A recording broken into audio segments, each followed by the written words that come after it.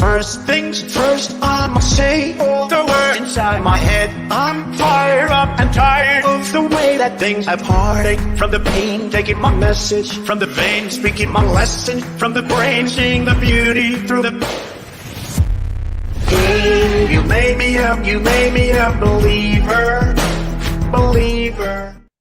Ladies and gentlemen, here we are with a live shot, with our live coverage of the arrest of Donald Trump in Washington, D.C. For what charges? Oh, for the First Amendment. Donald Trump has a right to talk to people in Washington, D.C., especially if he's the President of the United States. He spoke to people outside of the White House, and now he's being charged with 3 or 4 actual felony accounts.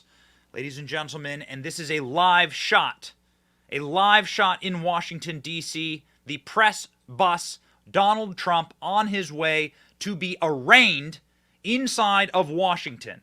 Donald Trump just left the plane as he landed in Washington, D.C. and walked out to the waiting vehicles. Again, this is our live shot from the press vehicle in Washington, D.C. You are inside of the motorcade here with us.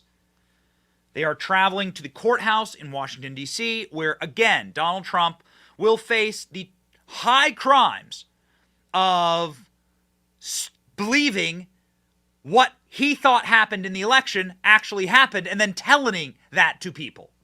Yes, those are what they are charging Donald Trump with, along with saying that you should peacefully protest at the Capitol.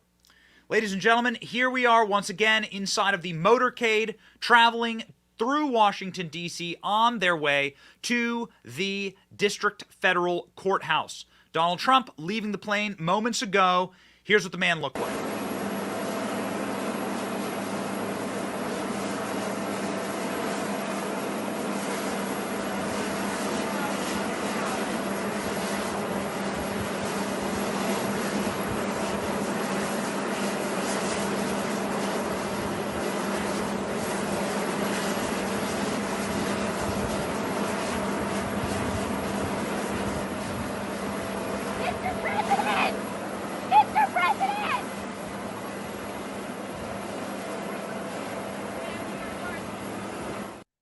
That is Donald Trump walking off the man versus the machine, or better yet, the ghosts inside of the machine. Donald Trump leaving his plane, looking quite chipper, actually.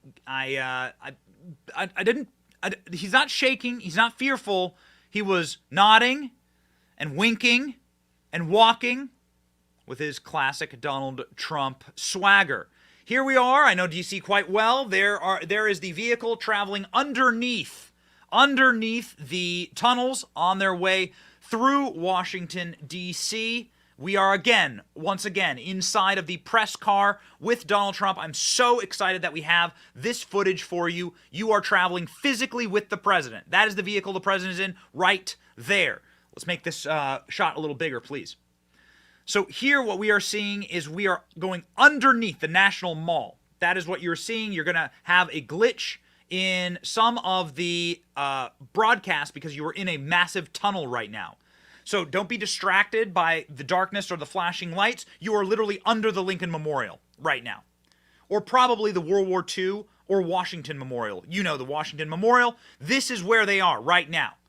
This is them traveling underneath this massive 5-lane tunnel under the city and on their way to the D.C. courthouse. They're going to emerge here from the top of this exit in the tunnel, and they're going to be at the courthouse. You see the cop there paving the way for this motorcade. They're going to be at the federal courthouse very quickly at the top of this tunnel. They're going under the Department of Labor right now. Again, ladies and gentlemen, this is our special coverage of Donald Trump, the arrest of Donald Trump for the crime of speaking his mind and saying what he believed about the 2020 election.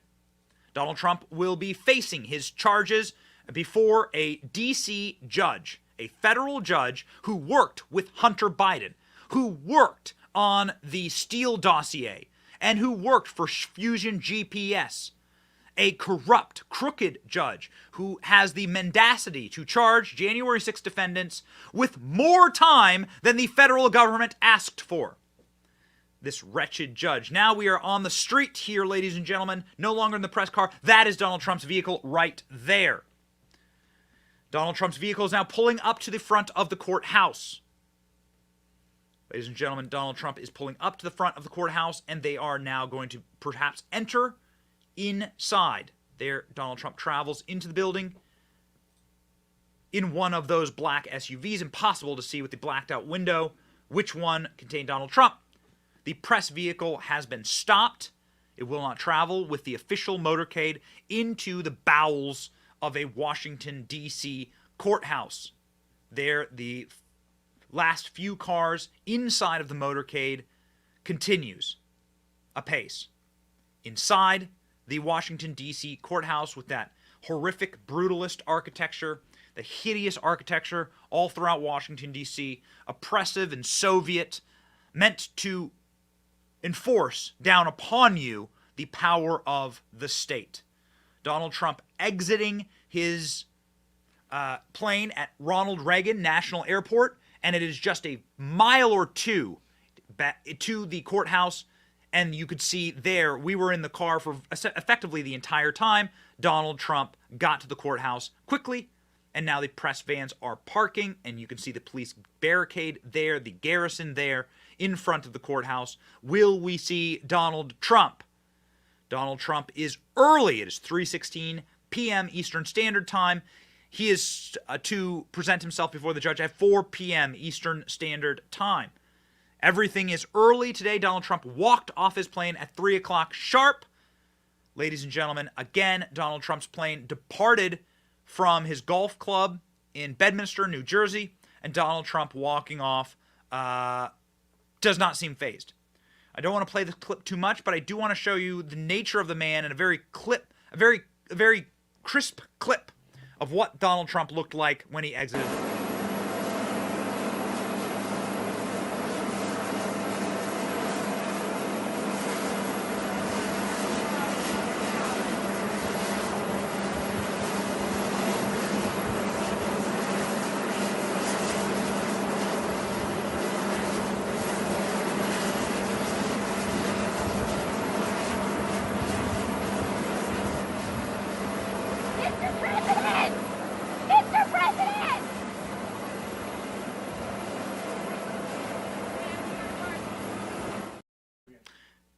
Ladies and gentlemen, that absolutely fanatical report. Did you hear the report? Mr. President!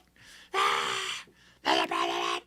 You want to stay tuned? We have multiple live feeds that we are monitoring from the courthouse in Washington, D.C. We have been monitoring the front of the courthouse in Washington, D.C. The front of the courthouse in Washington, D.C. looks like this today. They said, charge Donald Trump. Hey, Jack. Charge Donald Trump in Washington, D.C. because there will be no Trump supporters there. And what do we see before the courthouse starting at 9 a.m. this morning?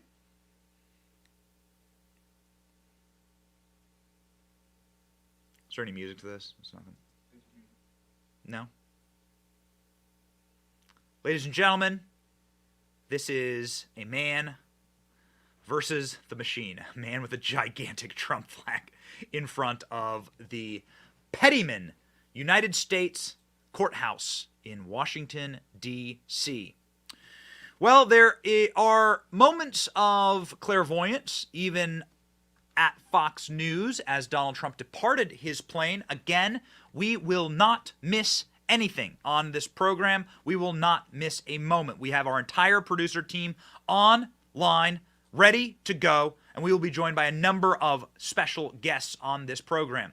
But, ladies and gentlemen, even on Fox News, they are saying the world sees what this is. This is a prosecution and persecution of the man who could destroy the machine. This is them attempting to take Donald Trump off the table. Something that was put forth to me that I thought was very fascinating is, well, you can't run for federal office if you are a convicted felon. And what if they convict Donald Trump and then blue state attorney generals keep his name off the ballot in 2024? What if that's the play here? Just get him on one felony and then you're able to effectively keep him off the ballot. It's why our friend Mike Davis, the best attorney in Washington, who will be joining us actually quite soon, said you need to put a rider inside of any budget for the Republican-controlled Congress that no federal funds can be used to prosecute presidential candidates while they're running for election. Do you agree with that? Ladies and gentlemen, you may, this could be very rare, agree with this clip from Fox News as they covered Trump's departure from his plane, saying the world sees this for the fraud that it is. And Jessica Tarlov, co-host of The Five and a Fox News contributor. Great to have all three of you with us this afternoon. Thank you very much for being here. So, Dana, let me start with you. Your thoughts as we watch this play out.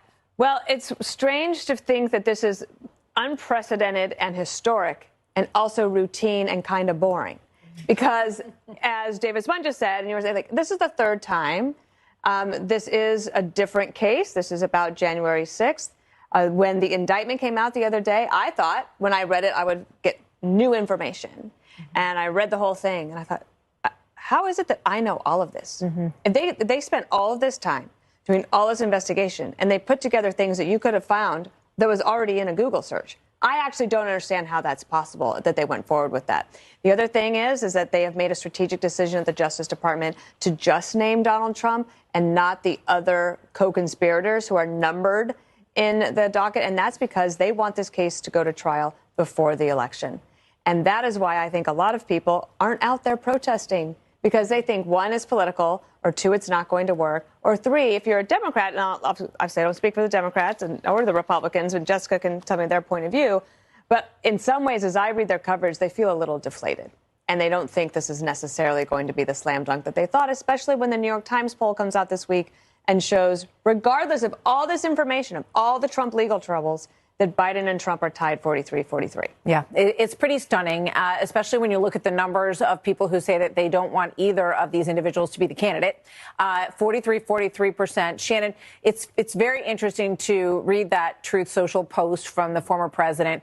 He clearly is leaning into all of this politically. He's saying, I am doing this for you. He is an excellent he has an excellent ear for what is resonating with people, and he can feel, he sees that the poll that really stood out to me, 71% of Republicans say that it's time to stick with President Trump. Stand behind, I think, are the words there. What do you think? Yeah, and this only helps him. We've seen every time there's an indictment, it helps in fundraising, it helps in polling, and this is good messaging for him. Months ago, before the first indictment here in New York, he was asked, will you drop out of the race if you'll get indicted? And he said, no, I think it'll help my numbers. I mean, he's very prescient about that. Like you said, he's got a good ear for these things, and he understands.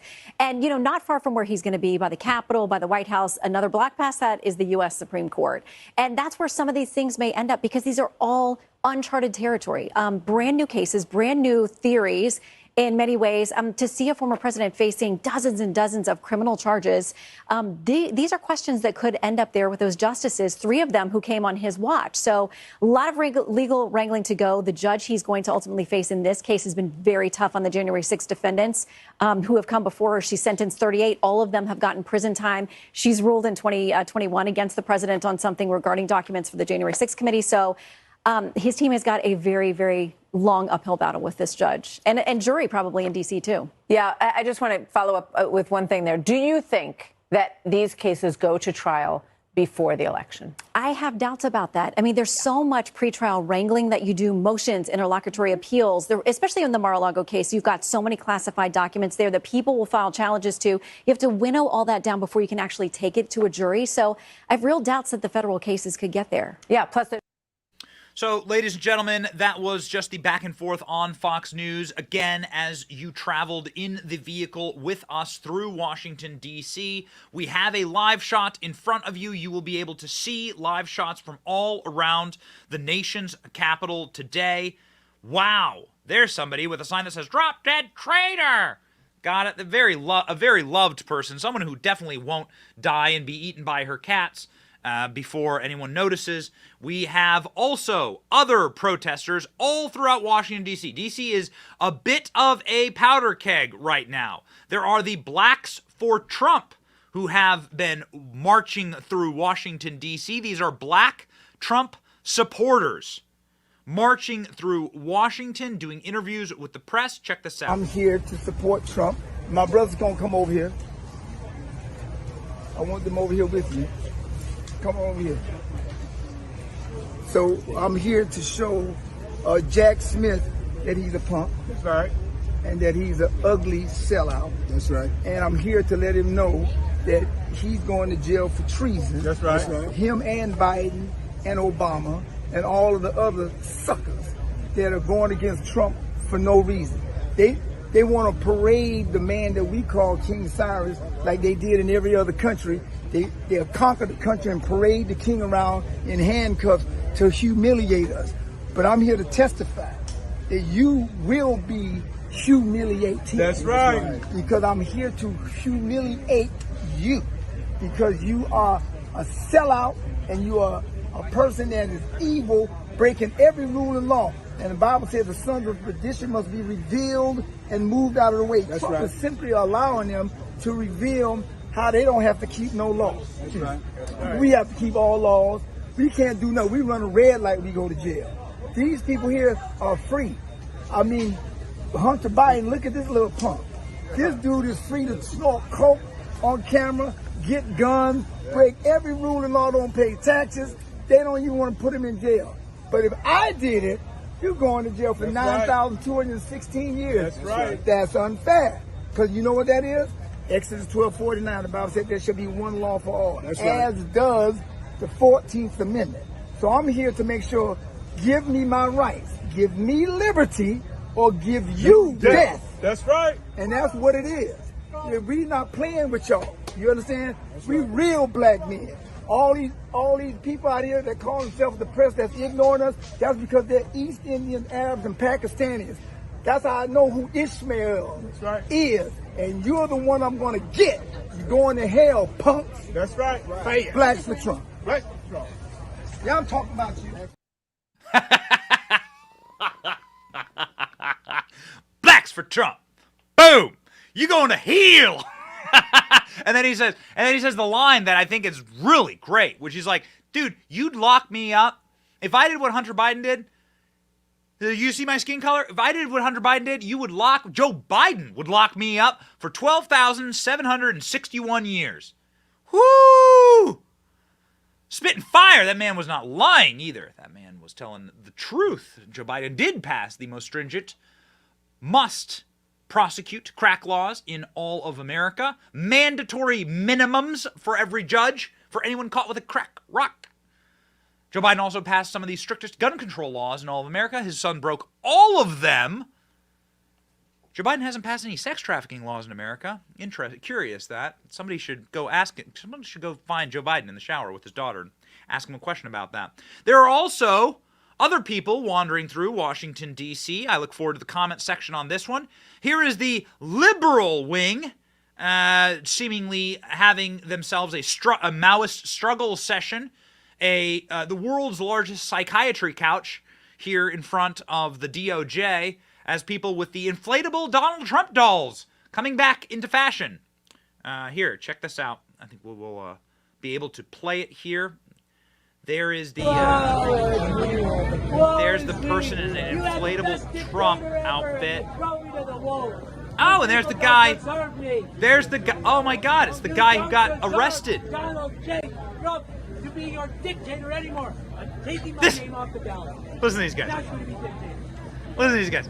They were very loved as children. They were very loved as children. Yeah. Okay. This is the guy in the prison outfit. That's the guy who ran in front of Trump's motorcade last time and almost got hit.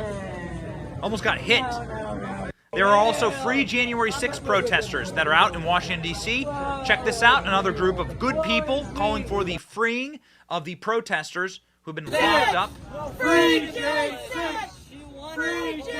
by the dictators in Washington, D.C.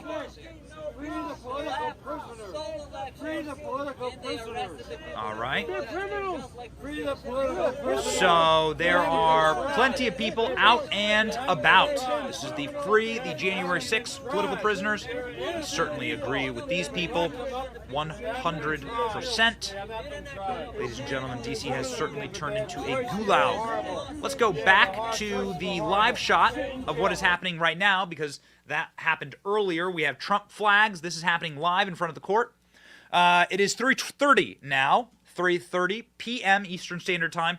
Donald Trump is supposed to be arraigned at 4 o'clock. This doesn't take long. They read the charges before Donald Trump, and then he walks, right?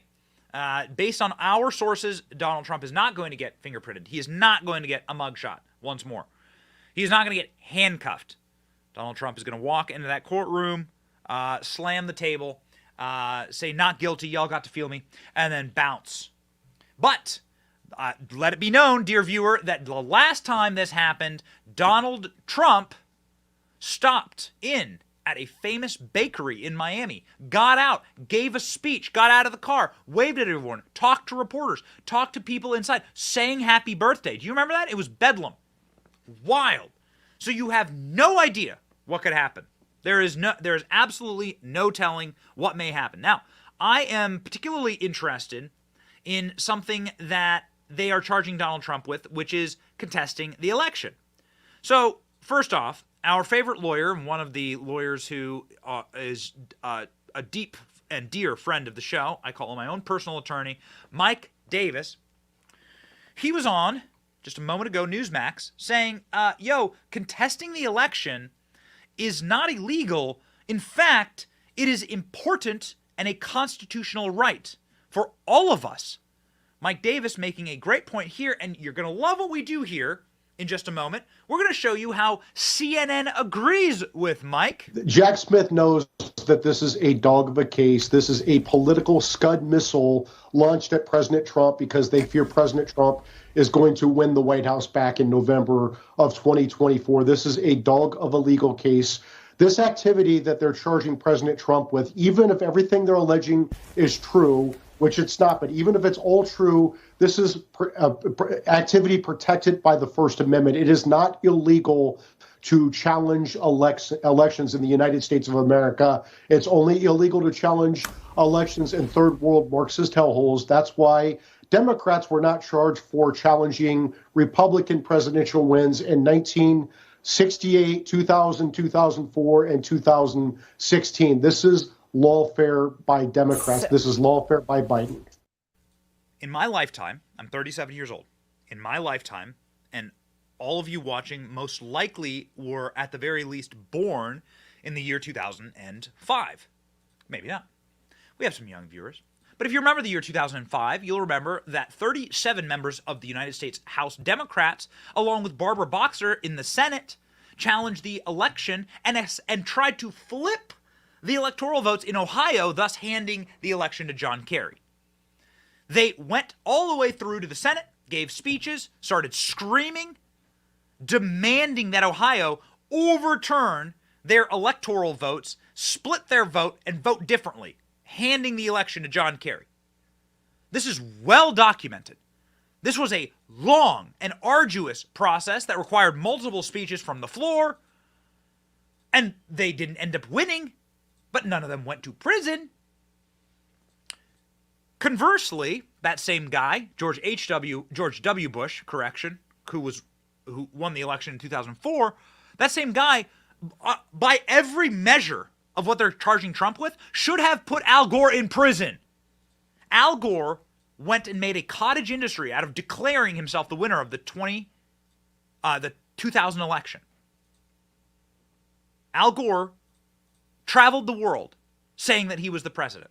Stacey Abrams has traveled the country saying that she's the governor of Georgia. Hillary Clinton has gone coast to coast, north to south, east to west, saying that she is the rightful president of the United States. Where the hell are the prison cells for these people? You gotta build bigger prisons. Oh, wait, Benny, you might say. I watched CNN this one time and they actually had real news on, and I got that clip for you. Whew! Maybe the only time in my programming that I will tell you CNN dead on. I'm about to play you 120 seconds of CNN nailing it. CNN with the receipts. This was before the 2020 election. Van Jones, guy who worked for Obama, disgraced. Okay, so whenever you're disgraced and you work in a Democrat administration, you schlep on over to CNN. Van Jones went on and spit fire for 120 straight seconds on CNN, describing how legal and actually what a right we have, an obligation we have as Americans to contest elections. This is a deeply inconvenient piece of historical evidence broadcast on CNN, and they nail it. Watch this. Vice President. Federal law says all election disputes at the state level need to be wrapped up by December 8th so the electors can cast their ballots on December the 14th. Now, each state governor has got to certify the electors' votes and then send them on to Congress. So the results aren't official until the new Congress counts those ballots on January the 6th. Now, it's usually a straightforward process, but let's say one of the candidates questions the legitimacy of the state's count. The governor could choose not to certify the electors' votes. Or, though this is really unlikely, the state legislature could decide to contest the election and send a different count to Congress, meaning Congress could end up with no results or with competing results from the same state. Now, that's a violation of federal law, so Congress would no longer have to honor that state's electors at all. Now, the House and the Senate can then decide which result is valid or throw out the votes from that state altogether. Now, I know you think I'm crazy, but this actually happened. It was 1876, shortly after the Civil War. Samuel Tilden won the popular vote, but there were 19 electoral votes in dispute. Congress had to step in and broker a compromise. Rutherford Hayes was eventually named president in exchange for the end of Reconstruction and the withdrawal of federal troops from the South. Here's where things get even more interesting. If a candidate still doesn't have a majority of electoral votes by the end of this process, the 12th Amendment says the House of Representatives decides who will be president, and each state delegation gets one vote. The Senate picks a vice president. No matter what happens, somebody has got to take the oath of office on January 20th. So help me God. If both the president and the vice president are still undecided, the Speaker of the House temporarily gets that job.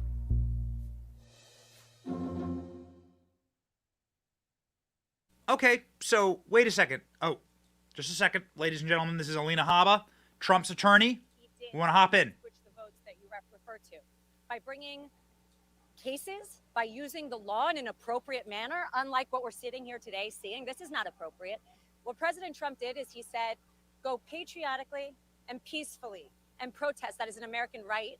That is why we are America and we are not a third world country. Although I will say that today, I don't feel very much like we are in America. Yes. This case should go forward before or after the 2024 presidential election. I think that every court needs to look at this as a whole, right? It's not about the January 6th case.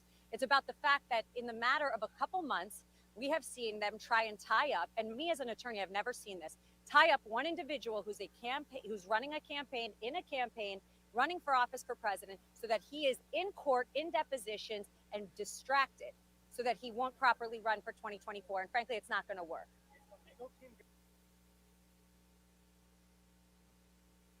Ladies and gentlemen, this is a live feed. It is a live feed. Give us just a second. If we cannot get it, then we will jump to another one. This is a live feed. That's a live feed of Alina Habba. We're getting it back up right now. Just a moment. Here we go. So that he is in court, in depositions, and distracted, so that he won't properly run for 2024. And frankly, it's not going to work. Ladies and gentlemen, find another feed. Find another feed. We're sorry. The best that we can do is the feeds that we are cycling through are live. We are live. That interview is live. If we cannot get it, then we will clip it for you and play it. We wanted to show you Alina Habba, which is the president's attorney. We will stop at nothing to find a proper feed of Alina Habba. She is answering questions right now in front of the press. We have our best people on it. And we certainly have the best people. Ladies and gentlemen, Alina Habba, Donald Trump's attorney. She is more or less a spokesperson for Donald Trump. She is a legal professional. And she is a friend of the show. She comes on our program regularly, and we're huge fans of hers. Let's hop in. Janet Ellis isn't. Why do you think that is? I'm not going to speak to co-conspirators or anybody else. I represent President Trump. Audio up. There's testimony and there's a number of aides that have said that the president was made aware that he lost the election and yet continued to argue that it was stolen from him. How do you reconcile that?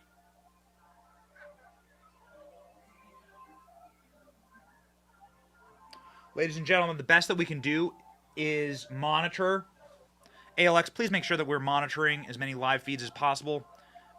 We can monitor the best feeds. That feed just, for some inexplicable reason, cut away from Alina Habba. We are not in control of those feeds. We want to get you Alina Habba answering questions right now. One of the AP's feed is down and has glitched and is stuck. So we are getting you another one. And then that feed, inexplicably, those morons cut away from Alina Habba as she was answering questions. So the best that we can do, ladies and gentlemen, is continue to move along. The AP one, can we try that once more? Perhaps it is working now. It's looping. Okay. Ladies and gentlemen, we're looking for further feeds of Alina Habba. She is, again, a friend of the show, but these feeds seem to be glitching. There is something that happens in Washington, D.C., as somebody who's lived in Washington, D.C. and covered a lot of events in Washington, D.C., when too many powerful people are all in one spot, the Secret Service just shuts down the cell phone service. Perhaps you've been to a Trump rally, have you?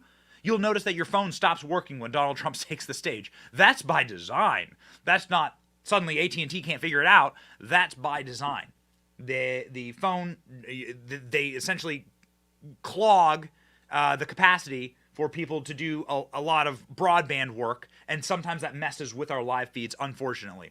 All right, ladies and gentlemen, Alina Habba has finished, and we are getting the clips clipped for you. We believe that Donald Trump's spokesperson deserves to be heard. Unfortunately, virtually all live feeds were shut down or non-functional whilst she was speaking, but we got you, baby. We got you.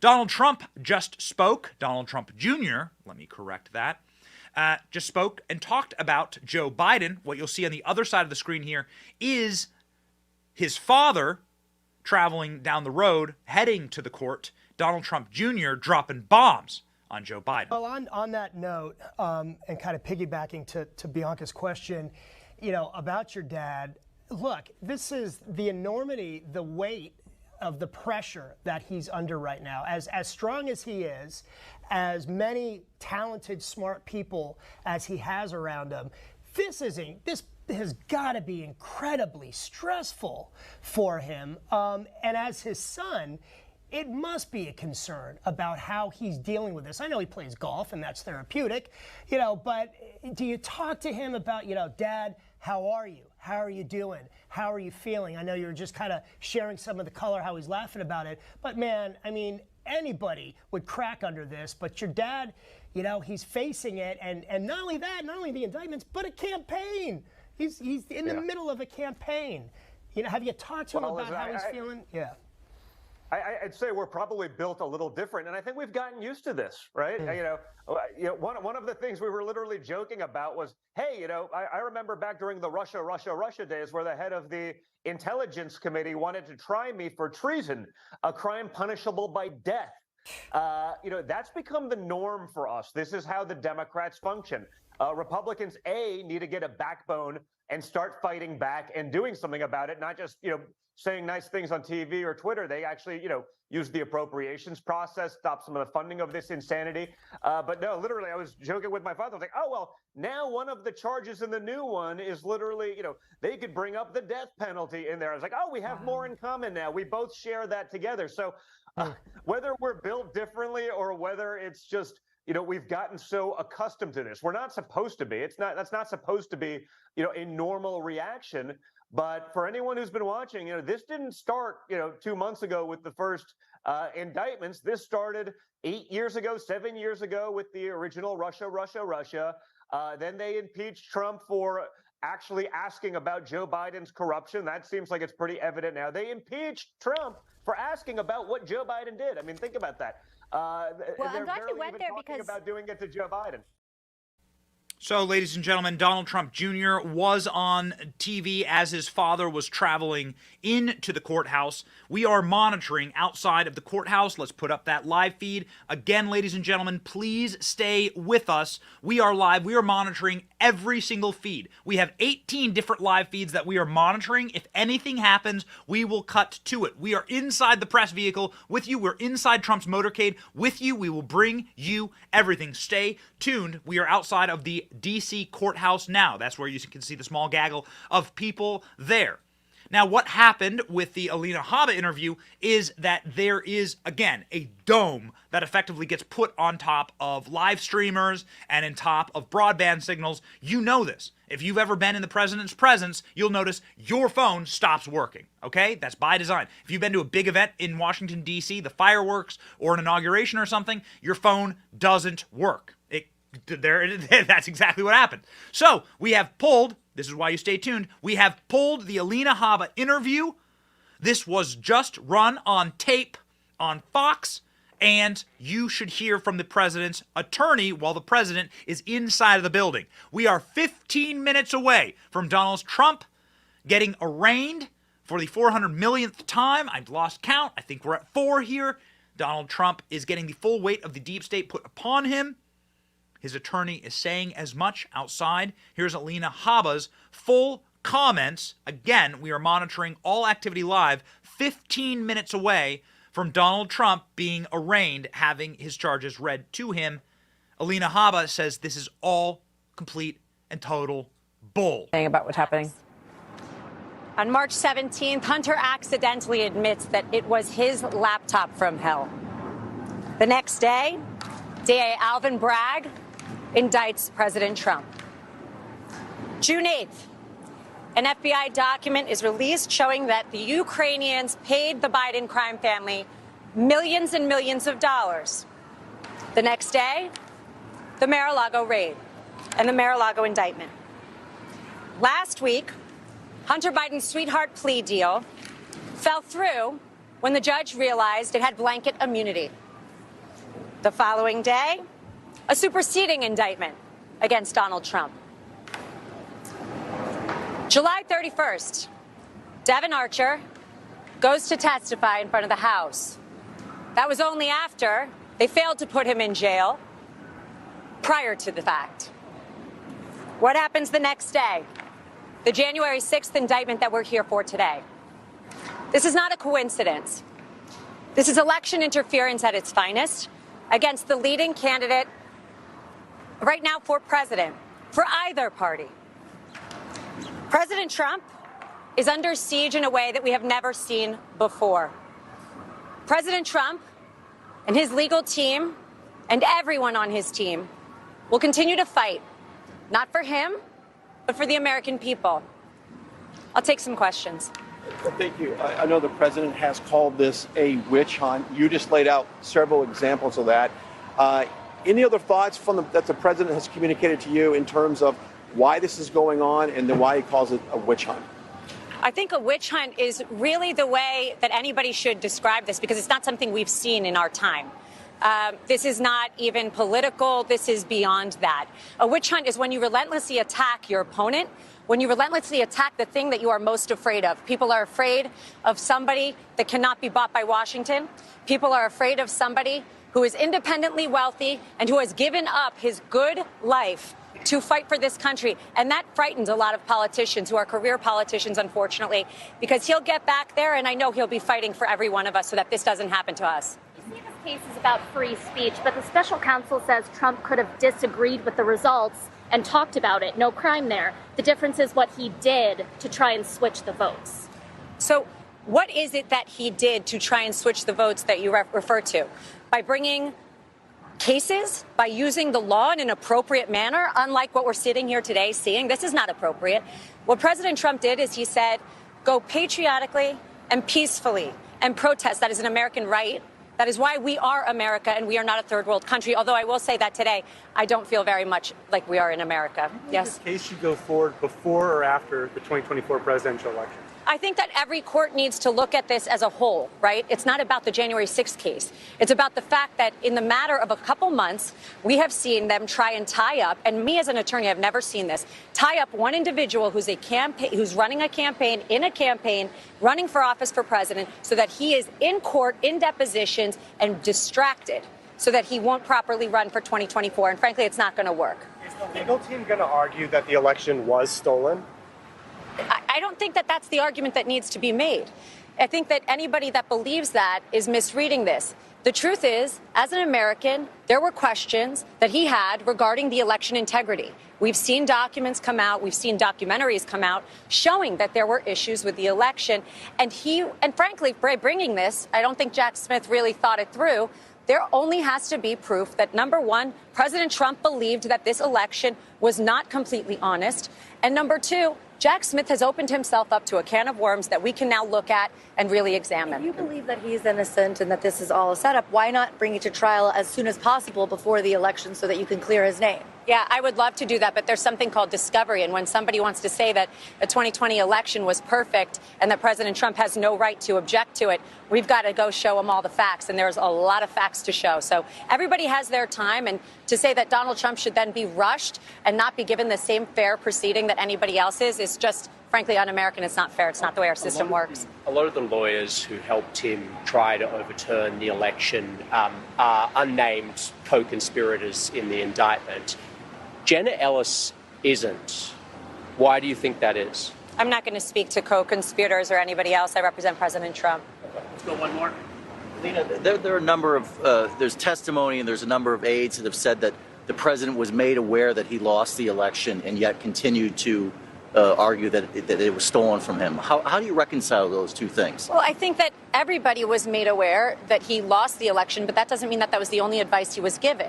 As anybody understands what happens in the Oval Office, there are a numerous amount of advisors and politicians and lawyers, not just one or two, that are giving you advice and telling you what they believe is true. So he may not agree with Mike Pence. He may not agree with one of his lawyers, but that doesn't mean that there weren't other people advising him exactly the opposite. And the president has a right, as every one of us do, to listen to several opinions and make their decision. I remember hearing Hillary Clinton and Stacey Abrams argue their elections were not right. Absolutely. I mean, and the weaponization of the DOJ didn't happen then. No, of course not. But if your last name's Trump, it's very different. So Hillary Clinton could have a problem when she lost the election, and we could have a complete liberal meltdown, as we all saw. But when we have dignified disagreements, we take them to court. We say do things patriotically and peacefully. He's to blame for things that he did not himself do. And that's what we're seeing. Frankly, folks, this is not about that. This is about politics. This is about 2024. Period. The end. Thanks, guys. Thank you. Thank you. Thank you. Boom, shaka, laka. Alina, haba, shaka, laka. That's Donald Trump's attorney, lead attorney, and spokesperson, Alina Habba. She is the official spokesperson for Donald Trump's campaign. She is also somebody who is defending Donald Trump and is absolutely doing a spectacular job. We look forward to having her back on the show. We'll effort her and see if we can get her on this live. We actually have reached out, but she's a bit busy today. You see here a live shot of the Washington, D.C. courthouse here. It is worth noting what is going to be read to Donald Trump. When Donald Trump walks into that courtroom, what are they charging Donald Trump with? Here we go, ladies and gentlemen. Violations, count 1, conspiracy to defraud the United States, whatever the hell that means. Defraud the United States, what do you mean? Like, exactly. Are you talking about all the money that the Pentagon lost? Like the billions of dollars the Pentagon can't account for in Ukraine? That seems like more like defrauding the United States than Donald Trump giving a speech outside in the ellipse. Count 2, conspiracy to obstruct an official proceeding. Okay, what are you talking about? Donald Trump said march peacefully to the Capitol. Be nice. What? I heard it, same as you did. What do you mean obstruct an official proceeding? Donald Trump is the official proceeding. Count 3, obstruction of an attempt to obstruct an official proceeding. My God. This is what happens when you no longer have scientists or engineers or mathematicians or business owners running your country, when you have lawyers running your country. This is the rot inside of Washington, D.C. You have lawyers running your country. By the way, I'm seeing a couple of super chats pop in. We will be reading Super Chats, and we will be taking your questions. Ladies and gentlemen, we have special guests planned for this live. Again, we are now 6 minutes away from Donald Trump presenting himself in the court and having these charges read to him. Count 4, conspiracy against rights. Oh, so they're going to charge Donald Trump with contesting an election? That's conspiracy against rights. Alina Habba saying, why don't they charge Hillary Clinton? Yeah, we asked the same. Why not put Hillary Clinton in prison for many, many things, but I guess for questioning the election, traveling around, bopping around the world, and telling people this. I believe he knows he's an illegitimate president. He knows that there were a bunch of different reasons why the election turned out the way it did. And I take responsibility for those parts of it that I should. But Jane, it was like applying for a job and getting 66 million letters of recommendation and losing to a corrupt human tornado. How long did it take her in the writing room to come up with that? Her and all of her little simp staffers there in Brooklyn. Oh, a corrupt human tornado. That's like 21 weeks of work straight. Every person that has ever been a darling inside of the eyes of the Democrat Party has effectively denied their election loss. Criminally, now we know. Al Gore, John Kerry, Stacey Abrams. You have one very affirmative statement to make. We won. But I didn't lose. I got the votes. But we won't know exactly how many because of how they cheated. I did win my election. I just didn't get to have the job. I did win my election. I just didn't get to have the job. Even dusty old diseased Jimmy Carter should be thrown in prison. Grab that old bag of bones and chuck him in jail. I mean, it's criminal, right? He's not allowed to say things that he knows are untrue. There's no doubt that the Russians did interfere in the election. And I think the interference, although not yet quantified, if fully investigated, would show that Trump didn't actually win the election in 2016. He lost the election, and he was put into office because the Russians interfered on his behalf. So do you believe President Trump is an illegitimate president? Based on what I just said, which I can't retract, I'll tell you. There's no doubt that the It's so funny. It's funny when it's okay when we do it, Paul Joseph Watson. It's okay when we do it. There is a collapse right now in the narrative that is very important to discuss. Because these charges are such bullshit, and because the system and the machine is so dead set on prosecuting vengeance against the American people who defied them in 2016. This is what happened. There's a psychotic break inside of the machine. The machine told you to vote for Hillary Clinton. You didn't. You insulted them and humiliated them internationally by voting for Donald Trump. You broke the machine. We laughed in their face. The machine was broken, and they were only powerful because of the projection of power. They attempted to do everything they could to rig 2016. Remember the tape? Remember the tape that was released of Donald Trump on a bus? Sitting in the back of a bus, like talking? And they dug through the archives for anything they could get to release it on Trump? Do you remember not charging Hillary Clinton? That's rigging. Do you remember not covering Hillary Clinton's crimes? Not asking about it in the debates? Do you remember all the nasty tricks they used in 2016? And then, in spite of everything, you said F you to these monsters. This is what's going on now. This is what's happening now. They had a psychotic break, and by they, I mean the national security state and permanent Washington, D.C., the ghosts in the machine, the people that would never have the decency to put their names on a ballot. They would never stand for office. That's too dirty. That's too filthy. It's much easier to control who can run for office, who can win the office, and who can remain in the office. Go see JFK and Richard Nixon. They can take you out of office if they wish. These people had a psychotic break, and with demonic fury and precision, clawed back power. And even though they have power by the slimmest of possible margins, they are going to execute. They are going to inflict pain on you and your candidate. It is you who they hate. It is you who they are coming after. And that is starting to permeate. There is a clip that is going insanely viral right now that was just released of Joe Rogan. Joe Rogan coming out against these prosecutions. This is how you know that, like, the normies are flipping on this. This is how you get your Tupac moment. This is how you turn Donald Trump into a martyr that 40 states will vote for. Joe Rogan saying this is trash. All of this is trash.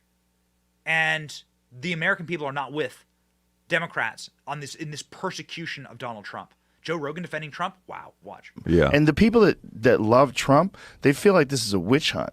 And they feel like all the things he's getting indicted for are bullshit anyway. Not only does it not work, but it kind of hardens their position that he's being targeted. And that these are like the actions of a banana republic. You take your political rival and you arrest him. And specifically, you charge him with things that you're fucking guilty of. Like the documents, like the classified documents. Biden's guilty of the exact same issue. You gotta respect the level of deceptiveness that's been used. I mean, look at what Hillary did, going and saying, hey, it's Russia, but it was really, what she was doing. And now they're using a similar play as well. These absolute total scumbags. And they said it. By the way, we have the live shot here. We are monitoring 18 different lives. The live shot here, ladies and gentlemen, once Donald Trump moves, if Donald Trump pops out and says anything, if Donald Trump, who is being arraigned at this very second because it's 4 p.m. Eastern Standard Time on the nose, Donald Trump is having his charges read to him right now. They're going to read through the charges. Are they going to show this clip of Joe Biden telling a reporter, sitting there quivering with their little notepad, oh, Mr. Biden, sir, can I ask you a question? Yeah, son, remove my toes from your mouth. Okay, first off, we love you. Second off, what do you think about Donald Trump running for president again? And then Joe Biden goes on and says, he won't run for president because we'll stop him. We won't allow him to run for president again. My God, the seeds of dementia inside of this man's head. You're not supposed to say that, Joe. Watch. G7 conversation was tied to your predecessor, who is about to launch another campaign. So how do you reassure them, if that is the reason for their questioning, that the former president will not return, or that his political movement, which is still very strong, will not once again take power in the United States? Well, we just have to demonstrate that he will not take power by, if he does run, making sure he, under legitimate efforts of our Constitution, does not become the next president again. We just have to make sure that he does not take power. This is exactly what the New York Times reported. This is what Joe Biden is saying. We have to make sure he does not take power. Dude, whoa, what? Could you imagine a President Trump standing there being like, we have to make sure that Barack Obama, Joe Biden, they do not take power. Our democracy, our precious democracy. These sick, godless frauds. Look at these people. In the pages of the New York Times, printed in the pages of the New York Times, in the past, Mr. Biden privately told his close circle of advisors that Mr. Trump posed a threat to democracy, which means my power. Democracy is code. I speak lib. Democracy is code for my power. It's a threat to me, personally, being powerful, and me having the reins of our government, because I believe in a divine right to rule for Democrats, and should be prosecuted for his roles in the events of January 6th. This is an article from the New York Times from a year ago. He is now pushing Merrick Garland to stop acting like a ponderous judge and take decisive action. That's what you were seeing today. So this would be called obstruction of justice. This article alone is enough to impeach Joe Biden and send him to prison. You're not allowed to obstruct justice. The president is not allowed to put pressure on the attorney general to go prosecute someone, much less his political adversary.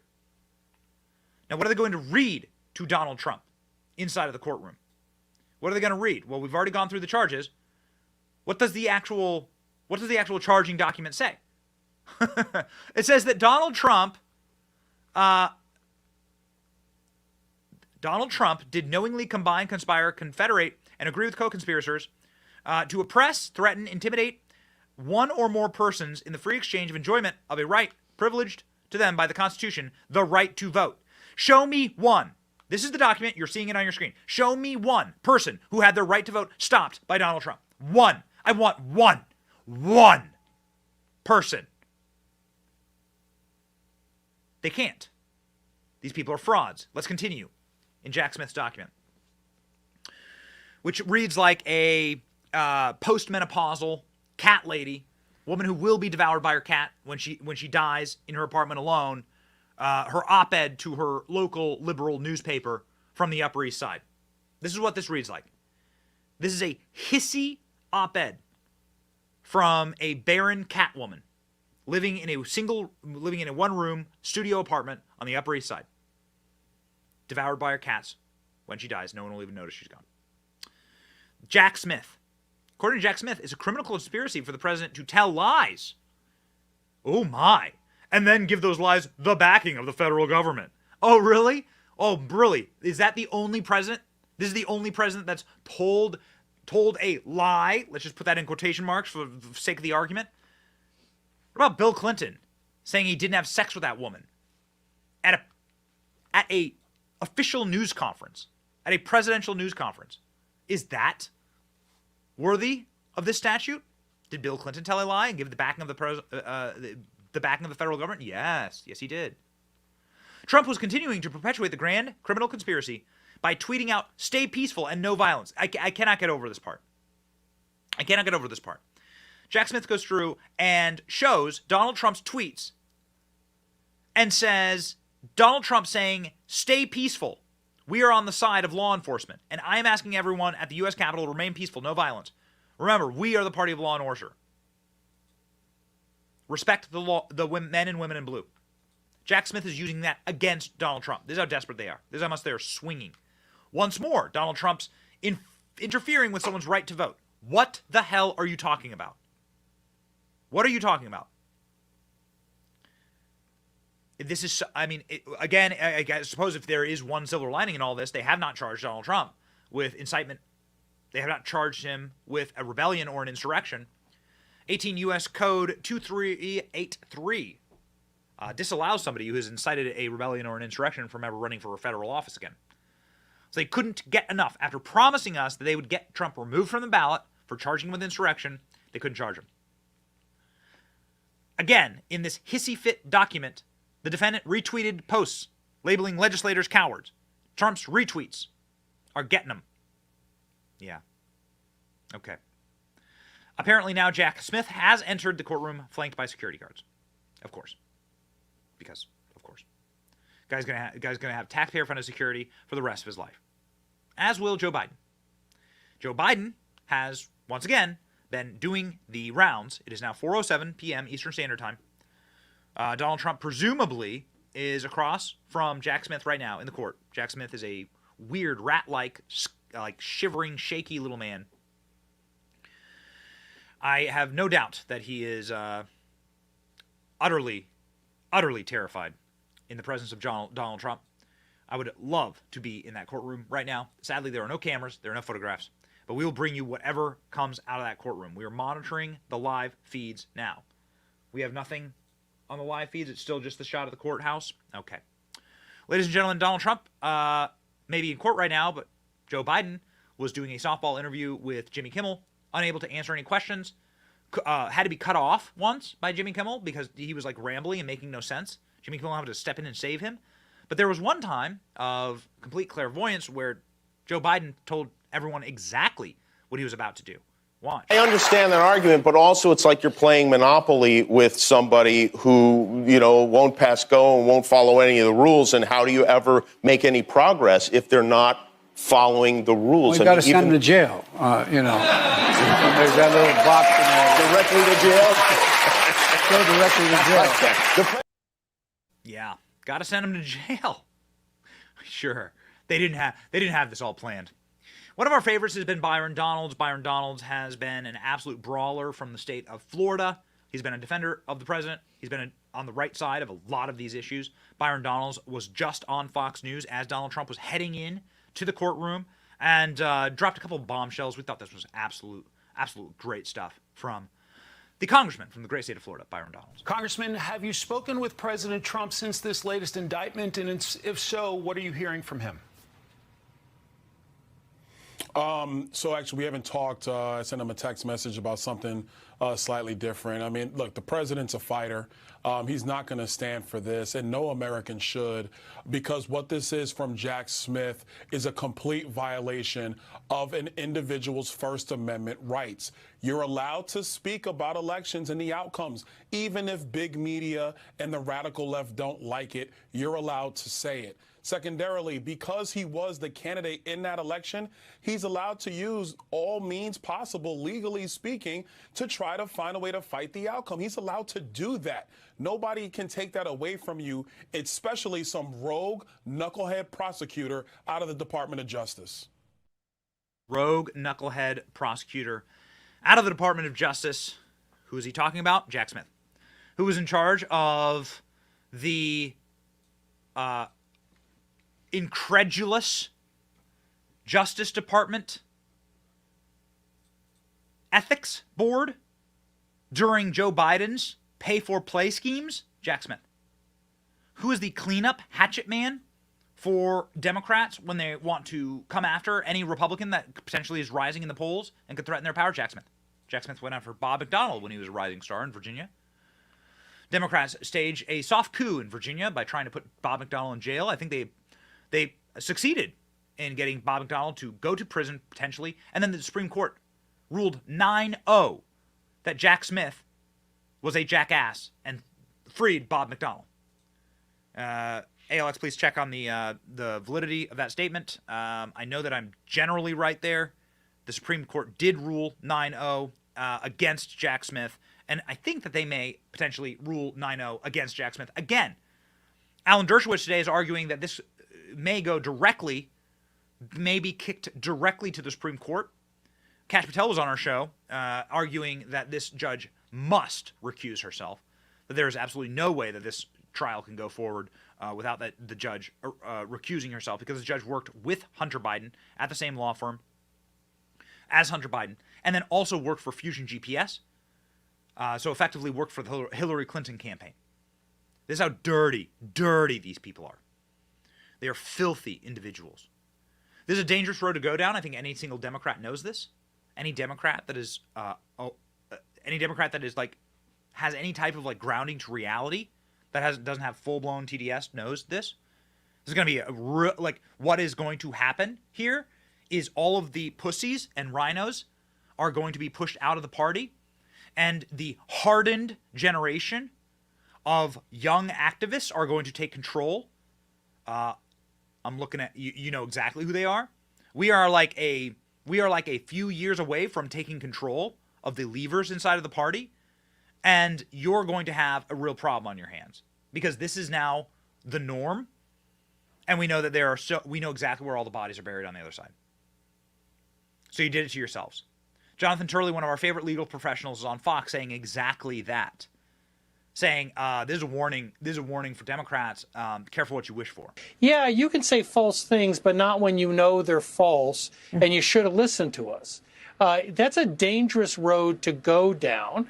And I think that when you also look at what was raised earlier about the nature of these counts, I think that 19th century law involving the denial of voting rights is very sketchy in terms of its legal use here. But they still have to face the First Amendment questions. I think a lot of judges are going to be highly skeptical about this indictment. Keep in mind, Martha, if you believe that the president may have believed this all along, like many people have said he does, this entire case collapses. Now, this is why, by the way, I'm not so sure Trump wouldn't have invited this one case. He has a lot to worry about in Florida. But this case may be just ready for order for Trump. I think a lot of Americans view this as they did the New York case, that Smith may have jumped the shark here. He may have left a lot of the public behind. And, I think you're going to see that play out in the coming days. Yeah. Just to put a fine point on it, you have to make, if you can prove, I know it's so circular, but if you can prove that he knew that he lost the election, then you're creating intent, correct? Intent to deceive, that's right, and that's a conspiracy, I guess. It's pretty tough. Yeah. I mean, there's two breaking linchpins here. First, in the Alvarez case, the Supreme Court dealt with a politician who knowingly lied, and the court still said that was protected. But more importantly, you then have the linchpin to these later steps, third parties taking steps to create a second set of electors, and whether he's responsible for those actions. That's why this is really attenuated, in my view. And each of these linchpins has got to hold for Smith to be able to bring this to a jury. Okay. Jonathan, thank you. You got major issues coming up here, ladies and gentlemen. You got major issues. Once again, we are monitoring every single feed. We will have it live for you when Donald Trump departs the courthouse. We are now 15 minutes in. No doubt Donald Trump is in the room with Jack Smith and the judge right now. He just gets the charges and he gets to plead, and he pleads through a lawyer, and then he leaves. No handcuffs, no mugshot, no fingerprinting. Even though we want that sweet Trump mugshot. I mean, at this point, why the hell not? Why the hell not? We want that sweet Trump mugshot. We are, again, monitoring, ladies and gentlemen, outside of the courthouse, monitoring all of the live feeds. We feel like this is a historic moment, but also a moment that we need to put enormous amount of context into. Joe Biden asked his Department of Justice to arrest Donald Trump. He forced his Department of Justice to arrest Donald Trump. That's it. And all the people that are openly celebrating right now, hold your horses, ladies and gentlemen. Alan Dershowitz has this fascinating piece in the Daily Mail today, and a clip to go with it, talking to libs directly. Alan Dershowitz is himself a lib.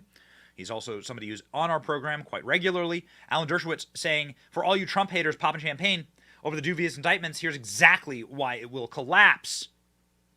Alan Dershowitz, one of the foremost legal scholars, saying, you're going to have, if there's any way to stop the partisan binders and the grave damage and legal lunacy that this is doing to our country, you people have got to stop celebrating this.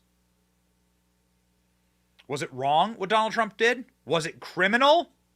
Have no doubt corrupting the U.S. justice system to punish a former president and the current candidate nudges the country ever closer to tribalism, chaos, and collapse. If the Attorney General appointed by the incumbent president authorizes the prosecution of the president's chief political rival, the evidence of a serious crime should be overwhelming. His guilt should be clear beyond doubt, so to avoid any reasonable suspicion that the prosecutor was motivated, even in part, by partisan consideration. The pragmatic gun must indeed be smoking. I call this the Nixon standard, under which the guilt is so evident that even the defendant's political allies, certainly less sectarian independents, are satisfied by this. Dershowitz continues.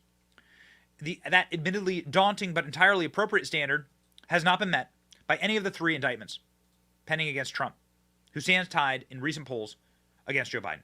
Manhattan District Attorney Alvin Bragg, they go on through the classified document scandal, which is such a joke, and then this one, which is even more of a clown show.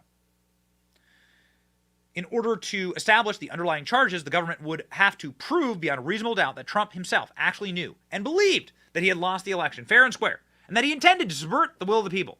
They cannot do that. What are they going to do? Travel into his brain? Magneto from the X-Men? Go back in time? Got it. Cool. Sorry, not Magneto. Professor X. Both. I did not believe that the government would bring this indictment unless it had corroborated evidence that Trump told people that he knew that he had been defeated and was challenging the results for fraudulent and corrupt purposes. Dershowitz goes on to say that there is absolutely no way that they're going to be able to prove this.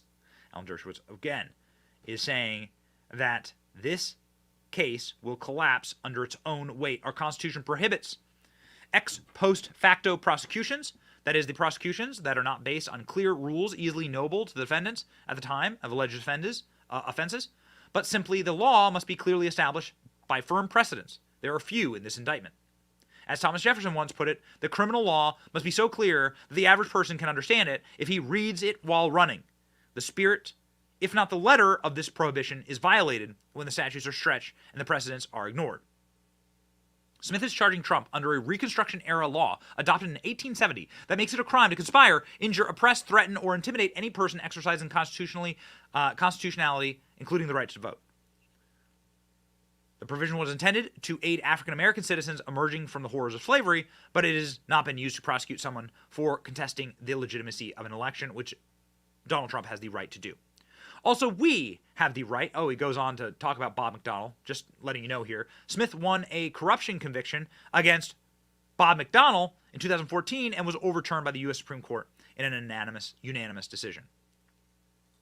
So, effectively, Dershowitz goes on to argue that the Supreme Court will absolutely blow this up. No one can ever predict the outcome of an appeal, but the affirmance is far from assured. The bottom line is that the Attorney General should not have approved this indictment based on the speculative nature of its legal foundation and the absence of a smoking gun evidence. No one is above the law, and every defendant must be treated equally, but the reality is that when a potential defendant is the candidate running against strong incumbent president, against an incumbent president, the Attorney General should be certain that this case is strong. The indictment is evidence on which it is apparently based does not seem to meet that standard. Long after the champagne buzz wears off, America will only be left with a constitutional hangover. Alan Dershowitz said as much on Fox News, not on CNN, on Fox News a day ago, saying the Supreme Court is going to just absolutely shove this thing where the sun don't shine. Jack Smith. The government has the burden of proving beyond a reasonable doubt that subjectively Donald Trump actually believed that he lost the election and acted contrary to that belief. Now, I've read the indictment very carefully. There is no smoking gun. There is no one who is credibly prepared to testify that Donald Trump said to him, I know personally I lost the election. There's a lot of evidence that people told him he lost the election, but you know Donald Trump, and you know that he's going to make up his own mind. And they're going to have a very hard time proving that. Now, it's the District of Columbia. 90-some-odd% of the jury pool will have voted against him. So they may actually get a conviction from a D.C. jury. But will it survive appellate review and review to the Supreme Court? I do not think so. No. And that's Alan Dershowitz, somebody who's like the master of arguing before the Supreme Court. You really think that Clarence Thomas Court is going to allow this to become suddenly the precedent, the law of the land? Okay. Yeah, so Roe v. Wade and affirmative action, and then ruling in favor of religious freedom against the rainbow tyrants across the nation. You think those are hard battles, okay? Those are hard battles, and the Supreme Court did away with those like immediately. You think they're going to have a problem with this one? This is going to be fed into the wood chipper. I can hear Clarence Thomas squeakily shining his gavel, getting ready, ladies and gentlemen, for that moment. We'll see if it gets to that. Somebody who is potentially on the phone with Donald Trump moments before he left to enter the courthouse is Donald Trump Jr. Donald Trump Jr. giving advice to his father and then effectively advising him as to how to act. Donald Trump Jr. was on Newsmax moments ago. We thought this was very interesting. This is the advice that Donald Trump was given before entering the courtroom, and it's just been told to me that the judge has entered the courtroom now. So Jack Smith, Donald Trump in the courtroom, the judge in the courtroom, everyone's there. If we have any videos or photos or anything like that, we'll get it to you, but I believe that there are none of those things allowed inside of the courtroom. Donald Trump Jr. advising his father. What is his father's esprit de corps inside of the court? Listen. I spoke to my father the other day right after it was announced, and honestly, he was doing great. We were laughing about things. Not that it's not serious, but I think everyone understands exactly what's in play. Each one of these things, I think, only solidifies that to the American people, just how far we have fallen as a country, just how corrupt the Biden administration and their weaponized form of government is. And, hopefully that wakes up people, because, this doesn't end well for our country, for our civilization. This is scary stuff. And it was happening in third world banana republics. We'd be doing something about it. But it's happening right here at home in America. It's scary. So that's Donald Trump Jr. arguing, ladies and gentlemen, that Donald Trump was effectively just laughing his way out of the, laughing his way into the courtroom. We'll see how Donald Trump acts when he exits the courtroom. Donald Trump is someone who is prone to stopping into the bakery. You might recall the bakery in Miami. Donald Trump stopped in, spoke to the press, sang songs, sang happy birthday, had a chat with everyone. You've never seen anything like it. Never seen anything like it. So we shall see what happens next. Ladies and gentlemen, we are awaiting Donald Trump exiting the courtroom. By all right, Donald Trump has had his charges read to him, and then he will be exiting the courtroom momentarily. There is a new and fascinating article here. It says we are on the sort of on the Dershowitz path and rounds here in ALX. Please grab me those Trump truths from earlier. I want to pop those up. Donald Trump saying on Truth Social that he's only one indictment away from becoming president. Worth putting back up. He truthed those while on the plane heading to Washington, D.C. Since we are on the Alan Dershowitz train here, we might as well pop on here. Jack Smith could be indicted. Alan Dershowitz responds to latest federal charges against Trump, saying that it could be Jack Smith who's the person who is going to prison. Huh? What? Let me explain why. The core of the indictment is that Donald Trump lied to the public. He lied. He just lied to the public, Dershowitz saying.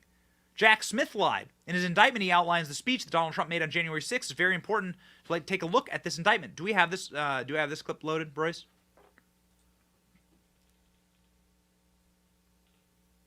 I think so. Okay. All right. Ladies and gentlemen, this is very interesting. So it's from a 30-minute video. So this is from a Alan Dershowitz sort of rant on his own YouTube. It looks like Jack Smith lied in his indictment. He outlines this deliberately, willfully, and with malice, leaves out key words. He doctors the speech, apparently. Doctors Trump's speech. Now that's the first time I've seen that. That's very interesting. Let's look into that. That's very curious. So, ladies and gentlemen, Donald Trump has been truthing. Want to grab those. So those are the first statements that we have from Donald Trump. Just a moment here. The only statements that we've had publicly from Donald Trump: Biden and his family steal millions of dollars, bribes from foreign countries. I'm headed to D.C. to be arrested. Protesting a crooked election, unfair venue, unfair judge, the nation in decline, MAGA.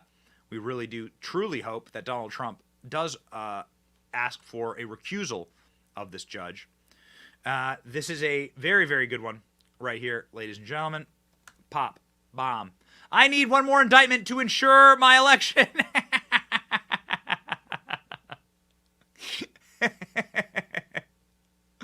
All right, here we go. Breaking. Donald Trump pleads not guilty. One more indictment to ensure my election. Breaking. Donald Trump has pled not guilty to all 4 charges in his indictment. Boom. Shaka laka. Donald Trump has also posted a brand new campaign video. We will get that loaded for you. Stay tuned. We have the best team on the internet alive and ready to go. Donald Trump pled not guilty. Y'all got to feel me, and he's just going to walk out of that courthouse. And we're going to be there with you. We are going to be there with you when Donald Trump exits the courtroom. Ladies and gentlemen, we have a brand new Donald Trump campaign video that we think is particularly badass that we will play for you. Ready to go? Rolls Royce getting it loaded. Brand new campaign video from Donald Trump, posted just moments ago. This is the first sort of these are the messages from Donald Trump today. We've played you what Don Jr. said. Donald Trump's truths. One more indictment, and it'll ensure my election. And here, ladies and gentlemen, is the video. This is the final battle. With you at my side, we will demolish the deep state. We will expel the warmongers from our government. We will drive out the globalists. We will cast out the communists, Marxists, and fascists. We will throw off the sick political class that hates our country. We will rout the fake news media, and we will liberate America from these villains once and for all. All right, ladies and gentlemen. So there we go. Let's go ahead and check in, ladies and gentlemen. We got the live feed of Donald Trump. We'll pop that back up. Donald Trump is pleading. Once he pleads, he walks. And once he walks, we may get Donald Trump's comments. Again, Donald Trump stopped in at a bakery, epic moment, alpha moment, and chatted through, sang songs. We'll see. Donald Trump used to own a hotel in Washington, D.C., just down the road from here, the Trump Hotel. If you've ever been there, pretty amazing spot. There is one of our staff members who is there right now, the former Donald Trump Hotel, our wonderful executive producer, ALX. Let's check and see if he's available to hop on the feed, along with David Leatherwood, who is... Oh, is David off? Okay, and Mike Davis will be joining us soon. All right, ladies and gentlemen. ALX says he needs to go get headphones. All right, we are working hard here. Here's the live feed of Donald Trump once again. When he leaves the courthouse, you'll pop on right there. He's already pled, and we are ready to go. We talked to you about Alan Dershowitz and how he says Jack Smith may be arrested. What does that mean? Well, Alan Dershowitz explains. Great. I'm not going to say it's going to happen or it should happen, just to illustrate. Under the terms of this indictment, Jack Smith, the prosecutor, could be indicted. Let me explain why. The core of the indictment is that Donald Trump lied to the public, that he lied. He just lied. But Jack Smith lied. In his indictment, he outlines the speech that Donald Trump made on January 6th. It's a very important part of the indictment, but he deliberately, willfully, and with malice leaves out the key words. He doctors the speech. He leaves out the fact that Donald Trump said, I want you to protest peacefully and patriotically.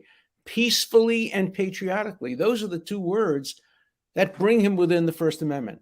Now, you can argue about that. What you cannot argue about is that a decent prosecutor, an honest lawyer, doesn't leave those words out of the indictment. And that's what Jack Smith did. He left those words out of the indictment. We'll see. We'll see. Ladies and gentlemen, we shall see. There seems to be a moment. There's like a glitch right now in the Matrix. There's an energy shift. They've pushed people too far in this moment. And there's only like the biggest mush brains are actually believing that this is because Donald Trump is an evil person. Anybody who's paying attention, especially people who already believed that the Justice Department was rigged and set against them, those people are seeing directly through this. Some of the Trump supporters who were outside of the event today were saying exactly that. These are some characters, but I think it's important to sort of show the breadth of individuals who showed up today. You're seeing there a strange shot from the live feed we're looking at today. This is the live feed, I guess getting centered and focused here, not doing a great job. Here is what Trump supporters were saying outside of the courthouse today. You're here supporting Donald Trump. Yeah, you're gotta live support on the boss. Well, you're live on Sky News. Tell me why. The only way to save America is with Donald Trump. They would have it, the prosecutor. He's the man who tried to destroy America, subvert democracy. That's another made-up story. It's another made-up story, another made-up indictment. They've been after this man since he came down the escalator 8 years ago. I got to remember, when was America great? 2017, 18, 2019, until the commie Democrats called their bosses in Wuhan to release the virus. Remember, we had a thriving economy. Stock market was through the roof. Energy independence. We had respect all around the world. We were the #1 superpower. We were doing great. America first. First Constitution. He put the Constitution first, and it all went to shit 30 months ago. Whoa. Okay. All right, ladies and gentlemen, that is some of the vibe and the swagger outside of the courthouse in Washington, D.C. Again, we are looking at the live shot. It looks like people are beginning to gather there in front. We've already heard from Donald Trump pleading not guilty. And now let's hear from a man who is so very close with Donald Trump that he is personally responsible for the court that may, in fact, be the final word on what happens to Donald Trump in this case and in every case. Let's hear from Mike Davis, the man who's in charge of the Article 3 project in Washington, D.C., and the man who, very humble guy, he wouldn't say it, but this guy, this person, got all of Donald Trump's judicial nominees on the bench, the Supreme Court. He was the guy who was bare-knuckle brawling behind the scenes to get us Kavanaugh, Gorsuch, and Amy Coney Barrett.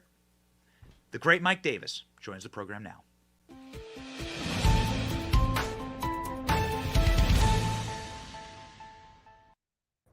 Mike, how you doing, man? I'm doing well, Ben. How are you doing? Donald Trump said not guilty. Y'all got to feel me, and then hit, and then smashed the table, smashed the table with his hand. Got into the Secret Service vehicle and grabbed the steering wheel from the Secret Service. Apparently.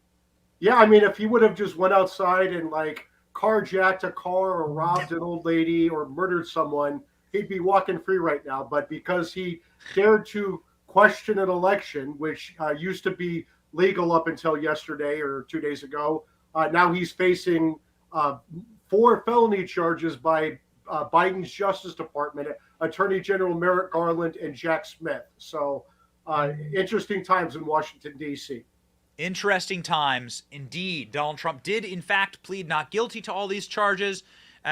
We've been really covering just the breathless weakness of this indictment of Donald Trump. And we read through it and some of the finer details.